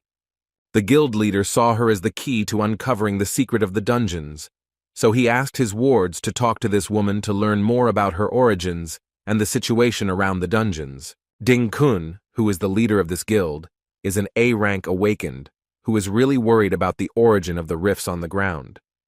It has been 5 years since the dungeons appeared, and he was convinced that they finally found some clue. The woman in question spoke the language of Alphen, and the word she spoke was the name of the necromancer she had met on her planet. While fateful events were happening in the world, Wu Jin was enjoying a quiet life. Jae-min returned home and began studying, but he still felt uneasy about returning home alone after going out with his sister. As it turned out, upon seeing Ji-woon, his boss invited her to go to a cafe together. Ji-woon did not refuse such a sudden offer. After a short conversation, Wu Jin drank a few glasses of strong drink, and with a kind smile began to wonder how fate gave them the opportunity to meet again. He did not hold back in complimenting her, and even said that although 5 years had passed, she was still as cute as before. In response, a blush appeared on the shy girl's face, and she tried to somehow avoid such unexpected words. Seeing his classmate from the past acting so modestly, Wu Jin explained to his friend what was going on, saying that Ji-woon was the most popular girl in school, and half of the boys had a crush on her. Sungu believed every word his boss said and began to support this humble girl, while she continued to awkwardly make excuses that she was not that popular. Wu Jin continued to enjoy her reaction, but he didn't embarrass her to hurt her feelings. He liked her emotions, because he was not an exception among those who liked her. Ji-woon had always been a smart and sweet girl to him, who got along easily with all the students. He saw that she had changed a lot, while Ji-woon herself was surprised by his behavior and wondered if he had always been so friendly. His sudden question hit the nail on the head and caught her off guard. He asked why she was wearing a Panama hat and whether it could be that she simply hadn't washed her hair before going for a walk. The girl was confused. She began to stutter and hesitantly justified herself by saying that she simply liked to wear Panama hats. Sungu, without stopping drinking alcohol, began to analyze the situation and was well aware that his boss's straightforwardness was putting this cute girl in an awkward position. He couldn't understand how he could ask a girl such a question, but suddenly he realized that it most likely meant that his boss had never met a girl before, and that was why he was putting her in an awkward position with his straightforwardness. It was obvious because Wu Jin casually continued to throw out awkward phrases. For example, he assumed that it was inconvenient for her, so he suggested that she take it off despite her excuses. Seeing Ji-woon's obvious discomfort, Sungu decided to take it upon himself to change the subject before she pulled that sun hat up to her chin. In a cheerful mood, the ward suggested that Nuna and the boss play a drinking game. Wu Jin became a little wary and asked why they were suddenly playing a game. In the end, the alcohol did its job, and after half an hour, they were already so drunk that Sungu was already drinking alcohol from the bottle on his own, singing some love songs. He was drunk and looked so awkward that Wu Jin couldn't utter a word. At that moment, he felt some anger towards his ward and said in a threatening voice that if he himself did not sit down at the table, then he would help him with this. A threatening aura, reminiscent of a thirst for blood, did its job in an instant. Having calmed down his restless drunk friend, Wu Jin turned his attention to Ji-woon, who, after so much alcohol, was trying to collect her feelings and lay down on the table. At this point, it was clear that she had had enough alcohol, and it was time to replenish her water supply with carbonated water. As it turned out, she had already fallen asleep and suddenly woke up with a start, accidentally throwing her Panama hat off her head. As soon as the Panama hat fell to the ground, its secret was revealed. Sungu saw what it was about. At first he thought he was imagining things because he was drunk. However, judging by the reaction of some random visitor, it became clear that his eyes were not lying to him. Ji-woon had a burn on her forehead that she was so embarrassed about, and a woman passing by justified her lack of self-confidence, because she soon began to discuss it with her friend with some disgust. Sungu was alarmed by this, because now they both understood what was causing Nuna's behavior. Despite this, Wu Jin continued to be cold-blooded. Luckily, Ji-woon was asleep again at that moment, so she didn't notice what happened. As usual, it was up to Wu Jin to deal with the situation. He picked up her hat and asked his friend not to make a noise as if something big had happened. Putting a Panama hat on her head to hide her burn, he said that it was no big deal, because even with him, she was still just as cute. After drinking one last time, the guys went home, first of all taking Ji-woon home. When she woke up, the first thing she felt was a headache due to a hangover, because alcohol is a senseless and disgusting thing. Remembering what happened that evening, she wondered where she was, But when she looked around, she saw her younger brother and realized that she had been sleeping in her own bed. Jae-min saw his sister finally wake up when she first asked how she got home. The brother replied that Woo-jin had brought her, after which he offered her to wash up and have some soup, which is great for overcoming a hangover. Ji-woon did so, but when she entered the bathroom, she was surprised to notice a Panama hat on her head. At first, she thought she had fallen asleep right in it, but at that very moment, a very important memory from that evening came into her head. She remembered being so drunk that she felt a lightness in her head, which was due to the fact that the Panama hat had fallen to the floor. However, at another point, she clearly remembered being carried in someone's arms, and the Panama hat was already on her head. Her heart began to flutter with excitement at the realization that he had finally seen her secret. It was about the scar she got during the dungeon breakthrough 5 years ago, when she was attacked by a monster.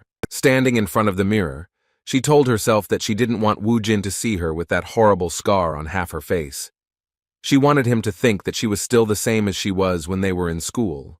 At that moment, she suddenly blushed, remembering the moment when Woo-jin carefully put a Panama hat on her head and called her cute, despite the scar that ruined her life.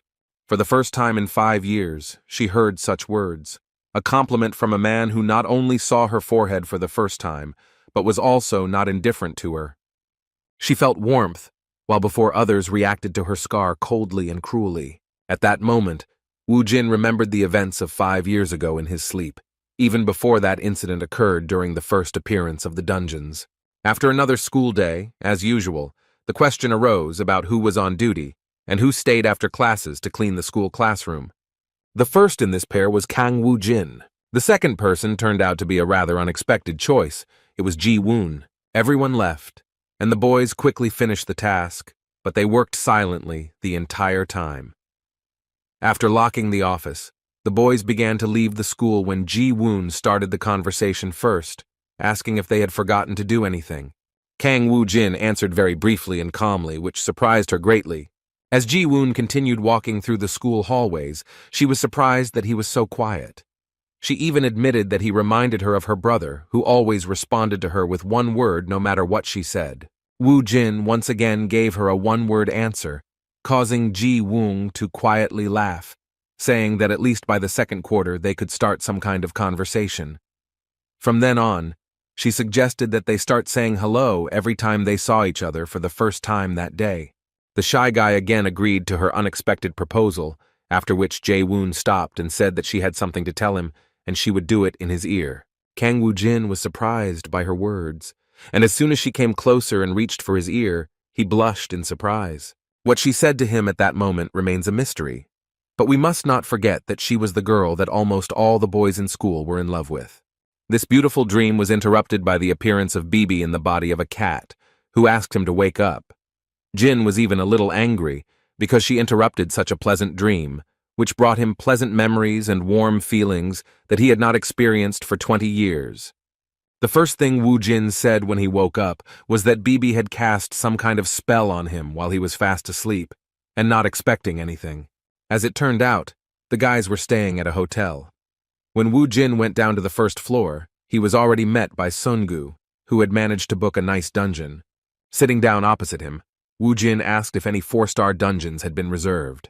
As it turned out, Sungu was still searching, because there are very few such dungeons.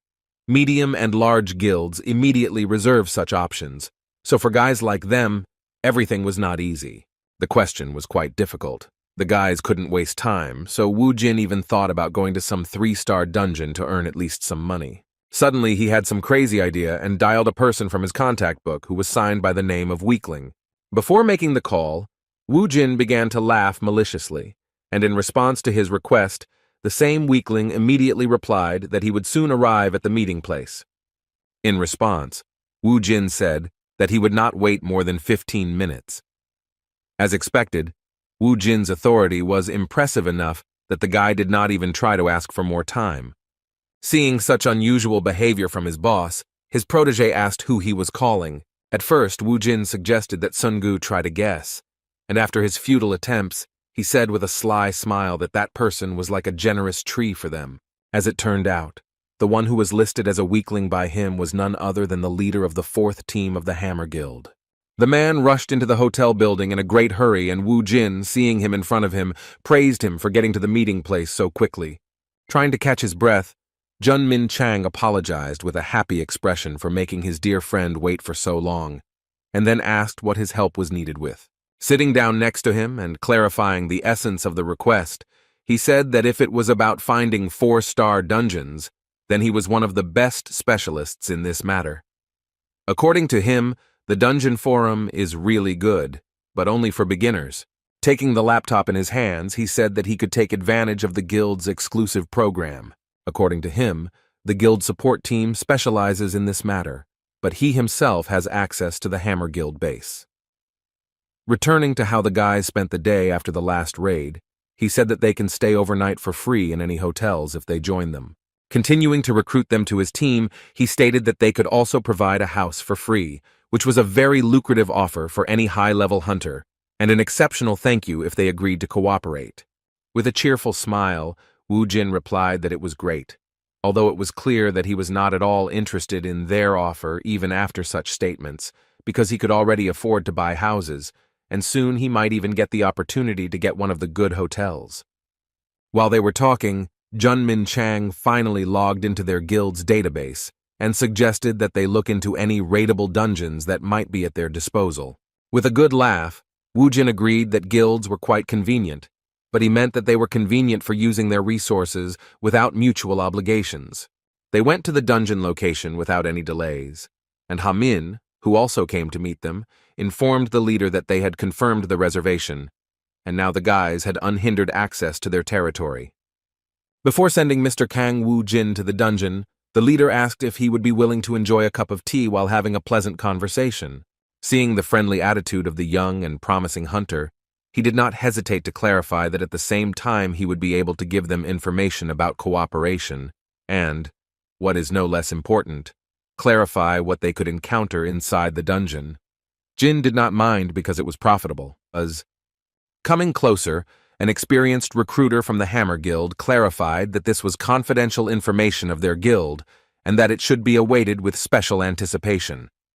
With some awkwardness, Wu Jin played along, saying that these words warmed up his interest.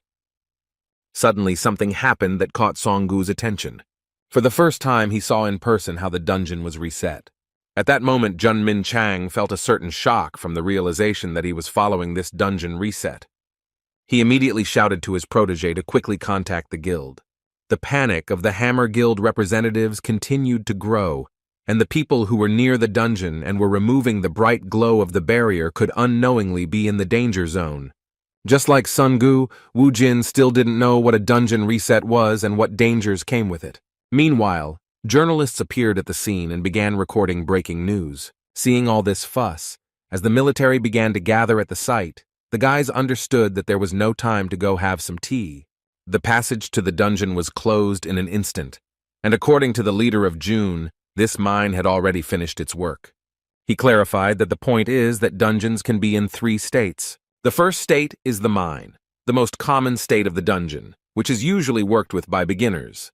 The second state is 0, as is the case with this dungeon. The last one is a breakout, a worst-case scenario in which monsters break out of the dungeon and enter the outside world, destroying everything in their path. The dungeons the boys had entered earlier were definitely mines. In essence, mines are dungeons that have already been cleared, and where ordinary monsters that do not pose a particular danger to hunters were then summoned. These places attract the awakened because they can safely mine valuable resources such as bloodstones. According to Jun Min Chang, the mines exist for about 3 months. But when this stage comes to an end, a reset occurs, and a new dungeon appears.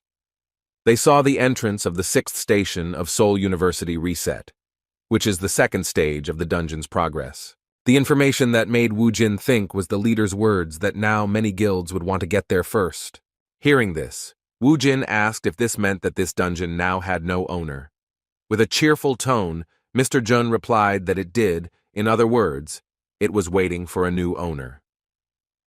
A moment later, he was no longer laughing, because he realized why Wu Jin asked this question. With some excitement, he decided to make sure that Wu Jin had not gone crazy once again and was not planning to try to cleanse him. When the madman answered if there was any problem with that, Junmin Chang shouted in panic that they couldn't go on a Thai crazy raid because the monsters in the first raid were much more dangerous than normal monsters. The leader of the fourth team tried to convince him that the guild should take care of it, but Kang Woo-jin took his words as an attempt to convince him that the dungeon should not go to him, but to the Hammer Guild. Mr. Jun tried to convince him that he did not mean that. Such attempts were futile, and he understood this perfectly well. So he nevertheless admitted that the charter of the Hunters Association did not prohibit him from accessing the new dungeon, but he would only be able to enter after measuring the energy, because this dungeon was high level. It was a lucky coincidence that the Hunter Association team had just arrived at the scene and began measuring the energy that the dungeon emitted during the reset. This was necessary in order to assign the dungeon a class from 1 to 6 stars. To enter a 4-star dungeon, you must officially have at least a C rank, while 5 stars require a B rank. A-ranked attack squads are the only forces that have the right to enter 6-star dungeons. With a somewhat thoughtful look, Kang Woo-jin reminded his new friend that he had already told him once that he was a C-rank representative, and then, with a crazy, anticipatory smile, he said that in that case, he would be able to enter the dungeon if it turned out to be a 4-star one. Due to a major misfortune, this dungeon turned out to be a 5-star dungeon after the reset, causing Kang Woo-jin to lose the opportunity to visit it. Hearing this, Mr. Jun felt a certain relief and admitted with a smile that he was glad that at least this would be what would make him give up this idea. A moment later, the boys were distracted by the sudden noise of a crowd of onlookers.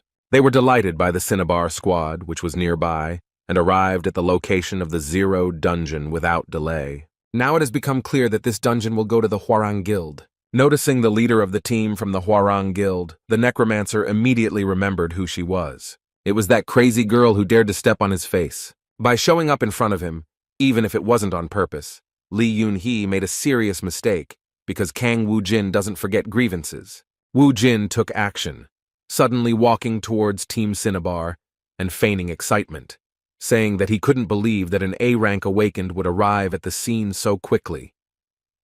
His words about clearing this dungeon without any problems were mockery. Despite her high status, Yoon-hee, who had repeatedly dealt with punishing the impudent people who had broken into their territory, still remembered his name and immediately recognized the one who was a rare representative of necromancers. Continuing to feign delight, Woo-jin continued walking towards her and complimented her that as an A-rank hunter, her equipment was simply amazing. In response, the cheeky girl said that he didn't belong there because a 5-star dungeon wasn't for weaklings. She suggested that he stop being rude and hide before more problems appeared in his life. Woo-jin took her words with a sly smile. Everything was according to his plan. He continued to pester her and came even closer, telling her that she shouldn't be so angry because he just wanted to look at her incredible equipment, which he couldn't even dream of. Saying that nothing bad would happen to the equipment if he touched it once, he pulled his hand towards Yoon-hee's shoulder. The captain of the Hwarang team was beside herself with anger. She fell for all these provocations and angrily said that no one allowed him to touch her. Nothing foreshadowed trouble. Ha-min and Sun-gu ran to get coffee for their bosses, talking about all sorts of topics that they hadn't had time for before. When they returned to the dungeon, they noticed a sudden crowd forming with Woo-jin and Yoon-hee standing in the center, who were not in the best mood. A moment later, they heard her angry cry for him to remove his hands and the wave she made to push him aside so he wouldn't touch her equipment. However, it didn't work out the way she wanted. Yoon-hee was carried away by her emotions and fell into the cunning trap of the impudent man. Woo-jin pulled off an insanely clever plan. He didn't let himself be offended and dodged her hand swing, but staged a moment of losing his balance on his feet and deliberately fell towards the dungeon, overcoming the barrier.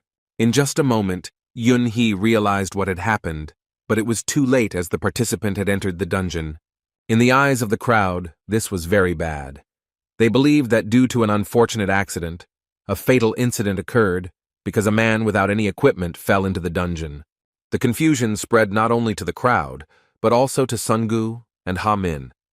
The guys from the Hammer Guild were shocked at the mere thought that their beloved candidate's luck had probably come to an end. As for the one who was considered the victim, he easily overcame the first floor of monsters and soon reached the portal, behind which not the jungle, but the desert was waiting for him. Having put on his equipment, he looked around, but having taken only one step forward, he almost fell into the trap of a huge monster. Jumping into the air, he managed to dodge the attack of a level 48 mad sandworm, a monster that was stronger than even the orcs that guarded the return stone of the previous dungeon that he cleared. In mid-air, Wu Jin responded to the inhospitable attitude towards him with an anticipatory smile, but he was prepared for any turn of events. The words that the 5-star dungeon was on a different level compared to the 4-star only fueled his interest. Using the warrior's weapon summoning, he, with his own strength, with just one blow, inflicted damage that at first glance this monster could not cope with. Looking at the seemingly defeated enemy, Wu Jin smugly said that even so, it was still an ordinary monster. However, as it turned out, the huge sandworm was not destroyed, and its weapon was immobilized due to it being stuck between the folds of this monster. Looking up, he saw that the sandworm was about to strike back. This moment threw the necromancer into a bit of confusion, as it had been a long time since he had encountered a situation in which he had underestimated his opponent. Having freed his weapon from the grip of the worm, he realized in an instant that all this time he had been surrounded by these worms. This was no joke, as they quickly made a real cage out of their bodies, pointing their deadly teeth in his direction. However, even in a closed, hopeless situation, he managed to deal them a fatal blow, using the full power of his weapon in slashing blows. By cutting down level 48 monsters like Tofu, he demonstrated the power of the warrior's special weapon form, the level 20 spear. Fortunately, he had raised his level by clearing out the orcs. Otherwise, there would have been big problems in such an unfair battle. Not even a few seconds had passed before some huge round stones began rushing towards him. That's what one might think when first looking at these monsters, which turned out to be desert beetles. Their number and the density of their attacks made him realize that he would have a hard time in this dungeon if he yawned instead of being on guard all the time. Grabbing his spear, he threw it at one of the monsters from a safe distance. Just as he had dealt significant damage with this attack, one of the desert beetles collapsed with a huge noise. The sudden explosion of this monster's body raised many questions in his mind, as he had never encountered such a monster before. As it turned out, the destruction of the desert beetle caused an explosion with the release of a large amount of energy, similar to explosives, as well as the spread of toxic smoke. It became obvious that fighting these monsters at close range without proper equipment was tantamount to suicide. He was surrounded and forced to react as quickly as possible, so in an instant, he built a bone wall from the corpses of the monsters, creating a barrier that saved him from colliding with the monsters. The bone wall did indeed protect him from the blast, but the surprise attack was still very dangerous. After getting out, Wu Jin grabbed his head due to the large amount of damage he had received due to this attack. Without wasting any time, he used the spatial technique to replenish his mana reserves, and also used the medicinal potion and antidote. After regaining his strength, Kong Wu Jin said with a serious attitude that he now had no doubt that the 5-star dungeon was on a completely different level. To add to his words, it's worth mentioning that what makes it even more difficult is the fact that he is the first one to enter it after the previous dungeon was reset, making it even more difficult due to the advanced level of the monsters. Outside, panic continued. People's opinions were divided, and most were inclined to believe that Kong Wu Jin had somehow managed to find a safe place where he was waiting in terror for his death, avoiding encounters with monsters. This infuriated the Yunhee fighters, because they thought he was just chilling out there. Watching all this and the stupid conclusions of some fools from the Hwarang Guild, a close friend of Wu Jin could not stand it and shouted that his Hunim was not chilling there, but was capturing the dungeon. In response, the Hwarang representative mockingly said that C rank was useless there. He continued to escalate the situation by saying that Wu Jin was probably hiding somewhere to delay the moment of his helpless death.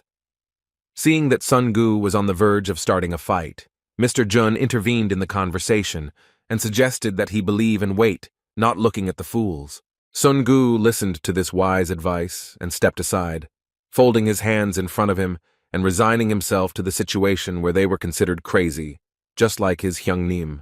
Trying to somehow distract himself from his latest worries, Jun Min Chang approached the incredible necromancer's protege, and with sincere curiosity, asked if he really thought that Wu Jin would be able to clear even such a dungeon on his own. Sungu answered without hesitation that it was out of the question, and that his incredible Hyungnim would definitely return alive. His answer seemed like some kind of childish romanticization of a terribly dangerous situation, but Jun restrained his reaction and took the opportunity to ask if he could tell him what skills his boss had that could give him an advantage in such a situation. Even though he was angry and emotional, Songgu did not follow Mr. Jun's lead and shook his head firmly, saying that he would not tell them anything. In the eyes of the guys from the Hammer Guild, he was truly stubborn, because until then he had not said anything important. They were surprised by how loyal he was. It even made them truly respect him. On the other hand, although such information was valuable, it did not change the fact that if everything ended sadly, it would all lose any meaning. However, the mere thought of Woo Jin surviving left Mr. Jun in a daze. Knowing that this would mean that there was an 11th A rank in South Korea made him tremble with curiosity about the identity of this young man. Meanwhile, Woo Jin continued to fight. The constant, non-stop battles that would have exhausted any fighter began to bear fruit. The fighting was still hard, but in this short period of time, he managed to significantly improve his characteristics and even reached level. The levels continued to rise even as he fought not only with his own strength, but also using the skeleton army as support on the flanks. Having defeated another wave of monsters of a fairly high level, he already felt a huge difference in his strength, and there was only one level left to reach the next summoning of a demonic familiar.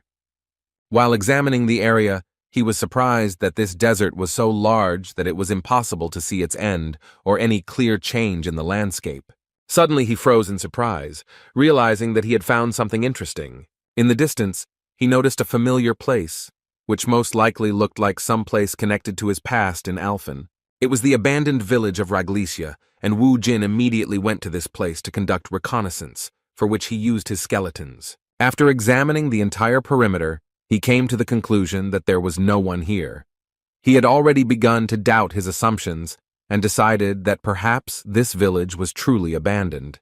However, the next moment made it clear that he was right from the start. Suddenly, some powerful attack was aimed at him, which was rapidly approaching him. Thanks to his incredible reflexes, he managed to dodge the attack at the last moment, which easily pierced through the strongest part of the summoned skeleton that stood behind him. This sneaky attack made Woo Jin angry, and he began to look in the direction from which this sudden attack was directed at him.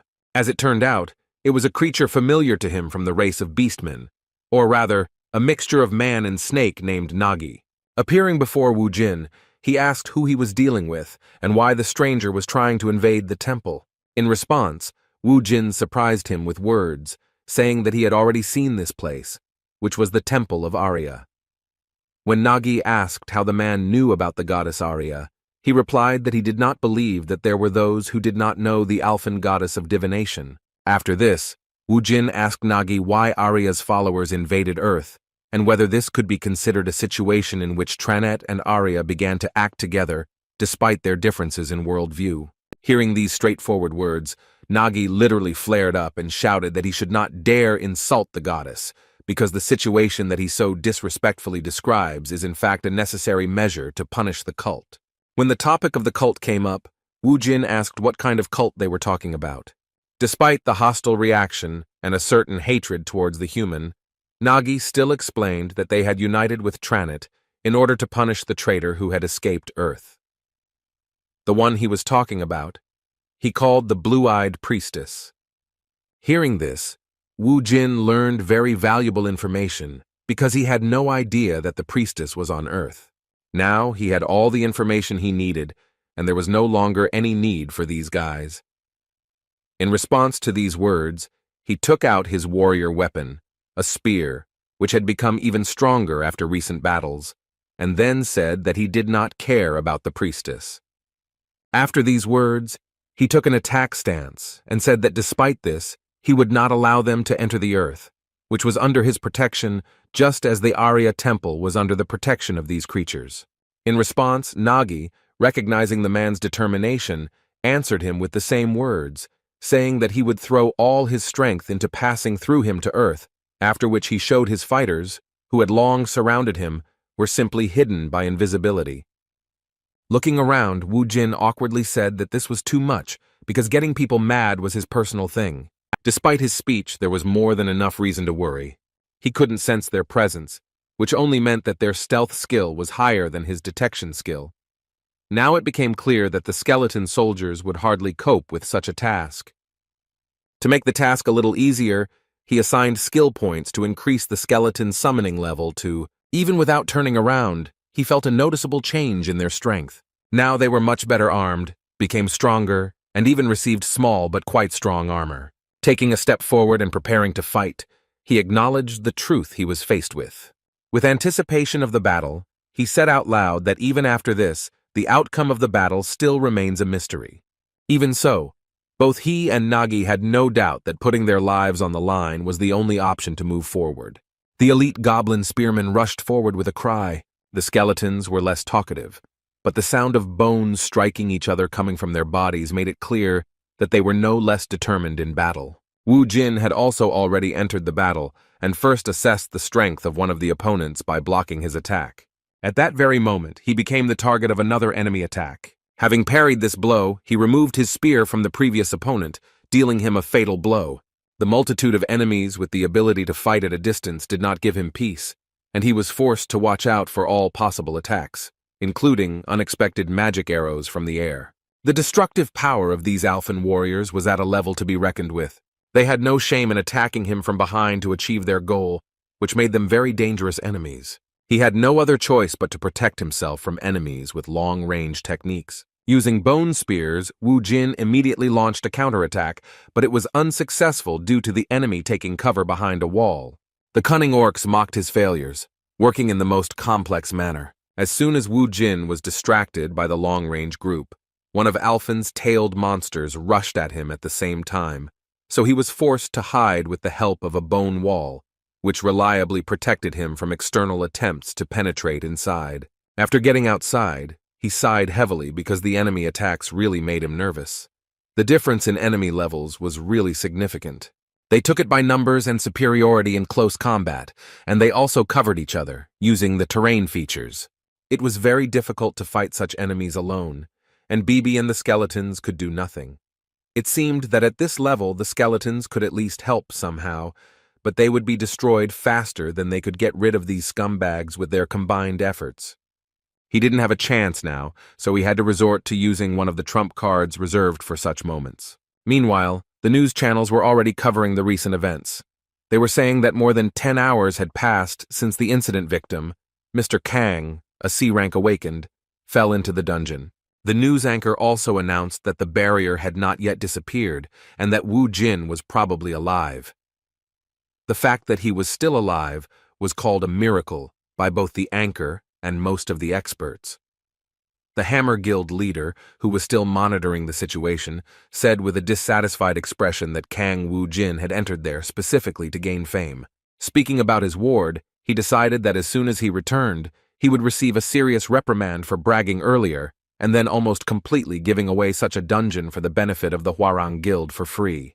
Meanwhile, Min Chang and his protege tried to somehow support Sun Gu, who was sitting in a bad mood, waiting for his boss. Thinking that this was so, the guys tried to support him and even brought him food so that he would not sit idle. According to them, the best time to capture a 5-star dungeon is 12 hours, so they can't guess how long they'll have to wait. In turn, Sung Gu, with a devastated look, replied that his young Neem must be having a hard time, because collecting all the trophies alone is no fairy tale. Looking at the cooling food, he tried to find some peace in this situation. With tears in his eyes, he accepted the offer of a snack to somehow shorten the time spent waiting for his boss to return. Meanwhile, the situation inside the temple became really tense. Despite a desperate battle, Wu Jin's side was defeated, and their vile enemy forced him to his knees before him, mockingly asking if he really intended to crush the temple with such a weak force. Without raising his head, Wu Jin replied with a laugh that he didn't believe that the 5-star dungeon really irritated him. Considering his self-confident speech as a bluff, Nagi asked with a sly smile why his defeated opponent continued to bluff. He went berserk the moment he heard Wu Jin's cheerful reply that his behavior was not delusional at all. As it turned out, he fought until the very end just to increase his level and get a new familiar from the sealed Devil Stone. As he removed the seal, he caused a bright, blinding color to appear, causing his enemies to become worried at the sudden and incomprehensible turn of events.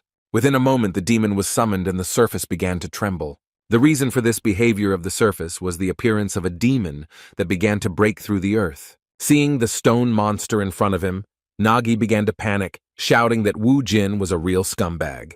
When his old comrade appeared next to him, the necromancer said with a sly smile that he was glad to meet them. His servant, who lifted him up on his body, became his reliable help, throwing the enemy aside. The demon incarnated into a golem, using the environment made of sand.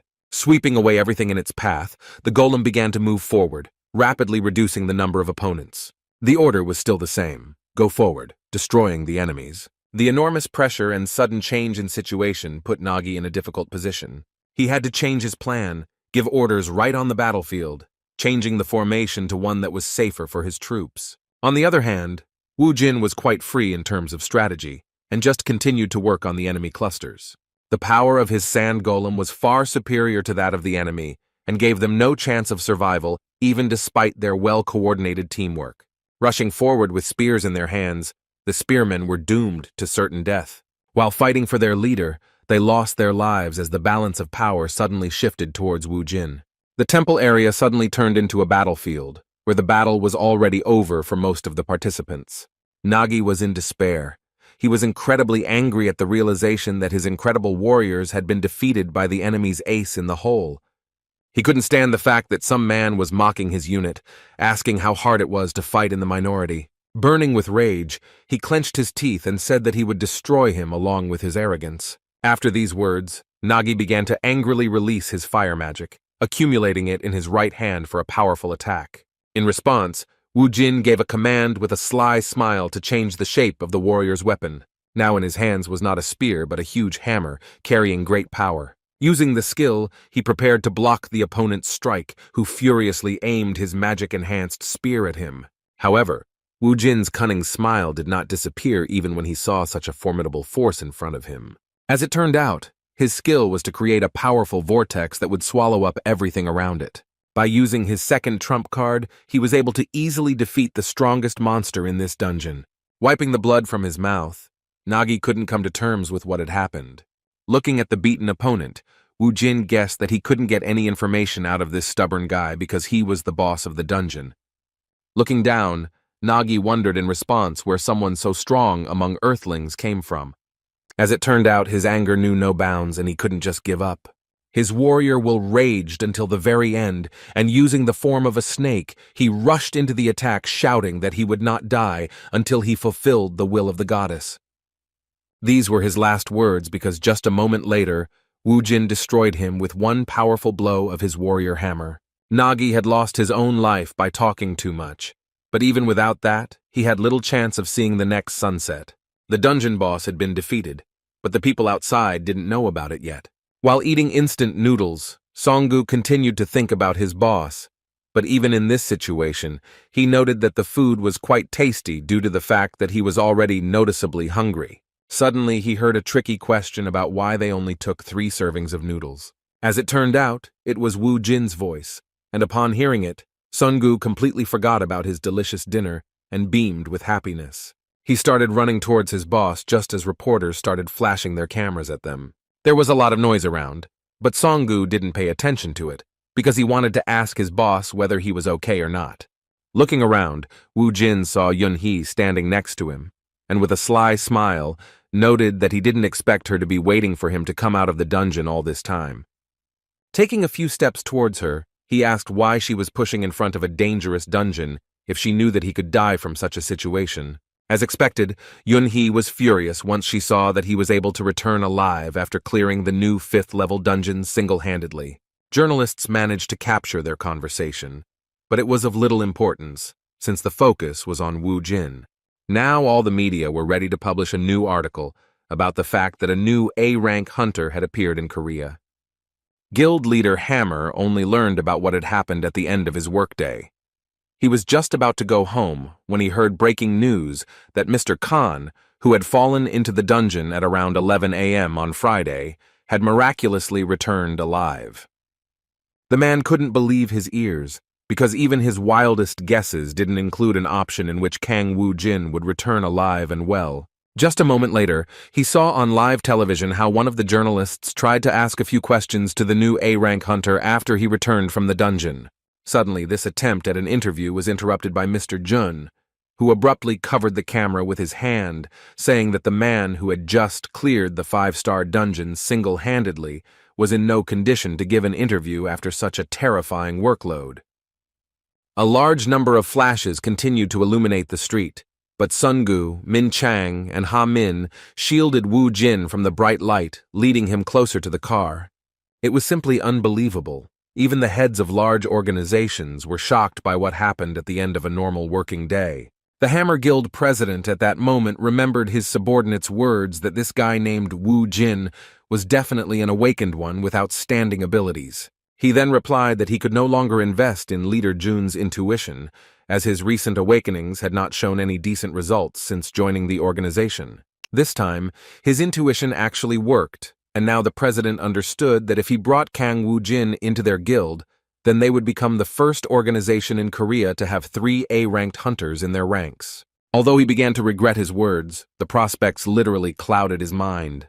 With incredible joy, he began to think that Leader Jun had already completed his task, and Kang Woo-jin was now in their hands. Meanwhile, in one of the city's establishments, a celebration of the end of the working week was taking place. The Hwarang Guild president was reporting to a certain minister, saying that their business was going smoothly, and that a large number of people were involved. The minister repeated once again that not the slightest mistake should be made, but Lee Sang-ho insisted that all preparations had already been completed. In response, the government representative said that he had complete confidence in him and was willing to leave the rest of the business to him. Naturally, he also mentioned that at the end of this matter, the Hwarang Guild would receive a generous reward. At one point, Mr. Lee was distracted by a message on his phone, which shocked him to such an extent that he completely forgot about the conversation with the minister. At that moment, he learned that Kang Woo-jin had become the new A-rank hunter among the warriors of Korea. When the minister asked him what had happened, he answered politely and patiently that it was nothing important. Now he had no time for dinner with the minister, because he was beginning to be tormented by the thought that Kang Woo-jin was indeed not a simple awakened one. He guessed that this guy had a pretty high level, but he couldn't even imagine that he would become the new A-rank. In their last conversation with this guy, he mentioned that gathering all the worthy awakened to protect the earth from the danger coming from the dungeons was his true purpose. He tried to hook Wu Jin with such sweet talk, saying that he really hoped that the new promising hunter would entrust them with his power. However, despite his attempts, Wu Jin did not feel any affection for him. He was not interested in this proposal, because he understood that it was the most ordinary lie. With some condemnation at the end of their last conversation, he called his speech beautiful despite the fact that he himself is a rotten person inside. Even though it was a personal insult, Lee Sang-ho was willing to endure such impudence towards him in order to achieve his goal. He answered with a reserved smile that he still had not earned the trust of such a mysterious hunter, so he suggested that they continue the conversation another time. Remembering that situation, Sang-ho no longer doubted that Wu Jin had some kind of secret. Now the president wanted to see this guy and his team even more. He was ready to achieve this result at any cost. Suddenly, an idea appeared in his head, for the implementation of which he took advantage of the situation and asked the minister for a favor. As expected, the minister had close ties with him, and within the framework of business relations, he was willing to reward the Hwarang Guild president. With a sly smile, Sang-ho said that he would like to involve a certain interesting hunter in their business. During the following days off from work, Kang Woo-jin spent his free time pleasantly. What was pleasant for him turned out to be torture for his friend. Jae-min tried to concentrate on his studies, but the love drama Woo-jin was watching on his TV was so loud that it interrupted his thoughts and discouraged him from continuing to study. At one point, he couldn't stand it any longer, and turning around, he nevertheless expressed his dissatisfaction with the fact that he couldn't concentrate on his studies. His request concerned not only Wu Jin, but also Bibi and Sungu, who were watching the series on TV with him. Despite his impudence, Wu Jin still turned down the volume so as not to inconvenience his friend, who allowed him to continue living in his apartment. However, Jae-min's headaches had not diminished lately, because now there was also a black cat in his apartment that meowed too much. Turning to Woo Jin, he asked if they were worried about the situation that had developed around the recent events. The matter was that reporters from various newspapers had gathered near their houses and had been crowding for 3 days in anticipation of meeting the much-talked-about hunter. Woo Jin assured that it was not a big problem, because sooner or later they would break up, since he planned not to leave the apartment for a few more days. His words did not please Jae-min very much, moreover. The impudence turned out to be even more serious, because his new problematic and now even famous friend began to order some products from the store from him in order to enjoy movies with delicious food. Jae-min tried to convey that he was busy because he had exams coming up, but that didn't stop Woo Jin. As soon as he waved an impressive sum of money in front of him, he immediately changed his attitude towards this request, having learned that he could keep the change for himself. Suddenly, their daily life was interrupted by a call on Woo Jin's mobile phone. Picking up the phone, he assumed it was his mother calling, so he asked if everything was calm and if reporters had stopped coming to their house. As it turned out, they still hadn't given up, because Woo Jin's photos were a sensation, for which they were ready to stay under the places of his supposed location for days on end. When he learned that reporters were still at his mother's house, he responded with some guilt that he would come later to pick them up from the house. As it turned out, this was not the only problem he learned about. Before reporting what had happened, he asked Sun-gu whether Korea was divided or had finally been united. When he heard that nothing had changed in these 5 years, Woo Jin was simply shocked, because even though dungeons had appeared everywhere, this thing remained the same as before. His discontent and excessive emotionality seemed like a mystery, and Song-gu could not understand what was causing his boss's unusual behavior. As it turned out, something too unexpected happened. Kang Woo-jin learned from his mother that he had received a draft notice for the army. He didn't like this kind of thing, so he was determined to find a way out of the situation as soon as possible. He was so desperate that he seriously suggested to the guys that they kill the head of North Korea so that Korea would become united again and there would be no more need to conscript the guys into the army. Sun-gu was simply shocked when he heard from his boss such madness that he was ready to go to avoid going to the army. Trying to hold him back with all his might, he shouted at him to calm down, but Woo Jin was already prepared to unite Korea and was going to do it before he was called up. His protege could not cope with this task and appealed to his common sense, asking if he was sure that the countries would unite after the death of the North Korean leader. With some displeasure, Kang Woo-jin, understanding what Sun-gu was getting at, asked if there was another way to achieve his goal. He thought that this was the best option if he did not want to join the army. Sun-gu did not give up trying to stop the boss and tried to convey to him that there were other ways he could avoid being drafted into the army. At this awkward moment, when Sun-gu was holding on to Woo Jin's clothes, kneeling and screaming desperately, Jae-min came back into the house. He was a little confused and awkwardly asked what they were doing there. When Woo Jin explained the matter, Jae-min said with confusion that it was not something he should worry about. According to him, an awakened person would not be a regular anyway, and in fact, this could be a good opportunity for him to grow.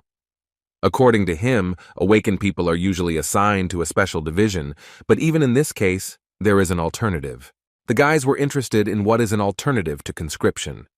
As it turned out, in order to avoid conscription, you can join a certified guild and help eliminate monsters at the request of the Ministry of Defense. Hearing this, Woo Jin was surprised that Jae-min even knew such things. As it turned out, his friend actually wanted to join a big guild, so he studied such things. Having learned new options on how to avoid being drafted, Woo Jin looked at his protege with distrust. He put Song-gu in an awkward position and made him feel guilty for saying that he was of so little use. Meanwhile, a small celebration began in the Hammer Guild, as Ha-min came to his leader with a very happy look on his face, saying that he had done an incredible thing. It was the first time Mr. Jun had seen him in such a mood, so he wanted to know where his protege got so much pathos from and what feat could have made him so happy and proud of the result. With an equally cheerful look, he stated that Mr. Woo Jin had made an appointment with him to talk about the guild.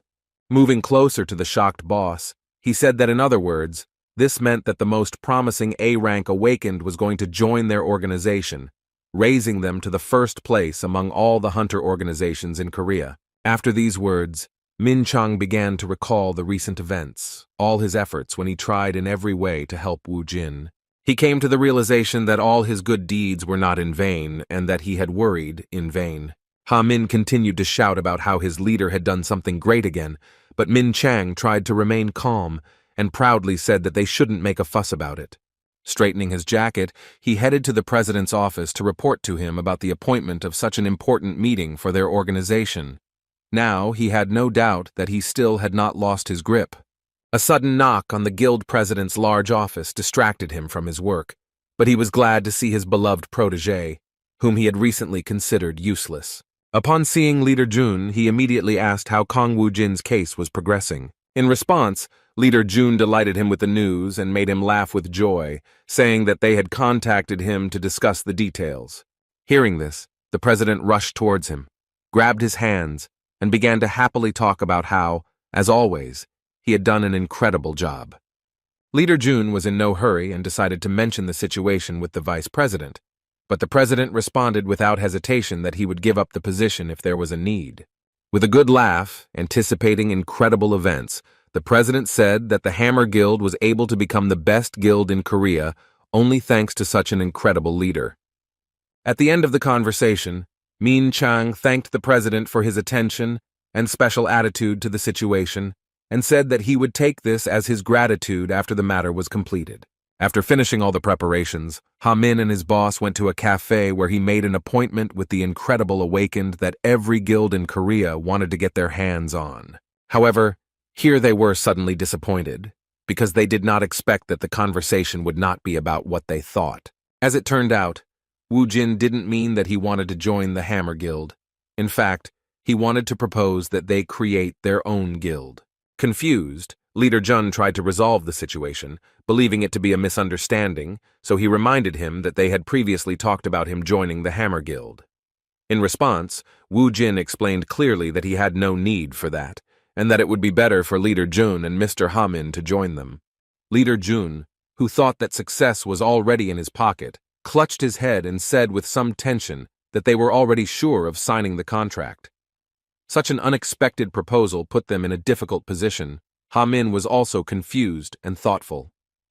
However, even though everything didn't turn out the way they wanted, Ha Min still found the strength to step out of his comfort zone and ask what the terms of their cooperation would be if they agreed to work in the organization that Woo Jin was planning to create. They were shocked when they heard that they were being offered an incredible amount of money. Woo Jin tried to lure them into working for his organization with incredible conditions, including increasing their current salaries by as much as 100 million won. While adjusting his hair, Leader Jun sighed heavily, regained his composure, and replied that it was not just about money. Trying to get back to the previous question, he reminded him that he was the leader of the Hammer Guild. As an ordinary person, he joined one of the best guilds and went through many difficulties to achieve such success, which makes such decisions difficult. He didn't like such radicalism, so he said once again that it wasn't just about money. In response to these arguments, Woo Jin smiled slyly, because he was prepared that it wouldn't be that easy to get them to cooperate. He folded his hands in front of him and said that he guaranteed them that their guild would be bigger than the others, including the Hammer Guild. He said with confidence that everything would be exactly as he said, and then suddenly offered them the positions of the founders of the organization. As expected, such words, which contained real trust, were deeply imprinted in the minds of the guys from the Hammer Guild. So on the way home, Ha Min still confessed to the leader that he was going to go under Woo Jin's leadership. His colleague was taken by surprise. He could not believe that his loyal protégé so easily agreed to this sudden proposal. Ha Min explained to him that this offer was possibly his only chance to achieve something big, since it was about Mr. Woo Jin, an incredible A-rank awakened. Citing the fact that he was able to clear a 5-star dungeon on his own, something no one else had ever done, he expressed his confidence that his guild would also grow quickly. On the other hand, he didn't think that such growth would be possible if he remained in his current position in the Hammer organization. However, his words were the pure truth, and Min Chang understood that judging by the clearing of the dungeons, The guild of this awakened one had a bright future, which was just around the corner, unlike the Hammer Guild.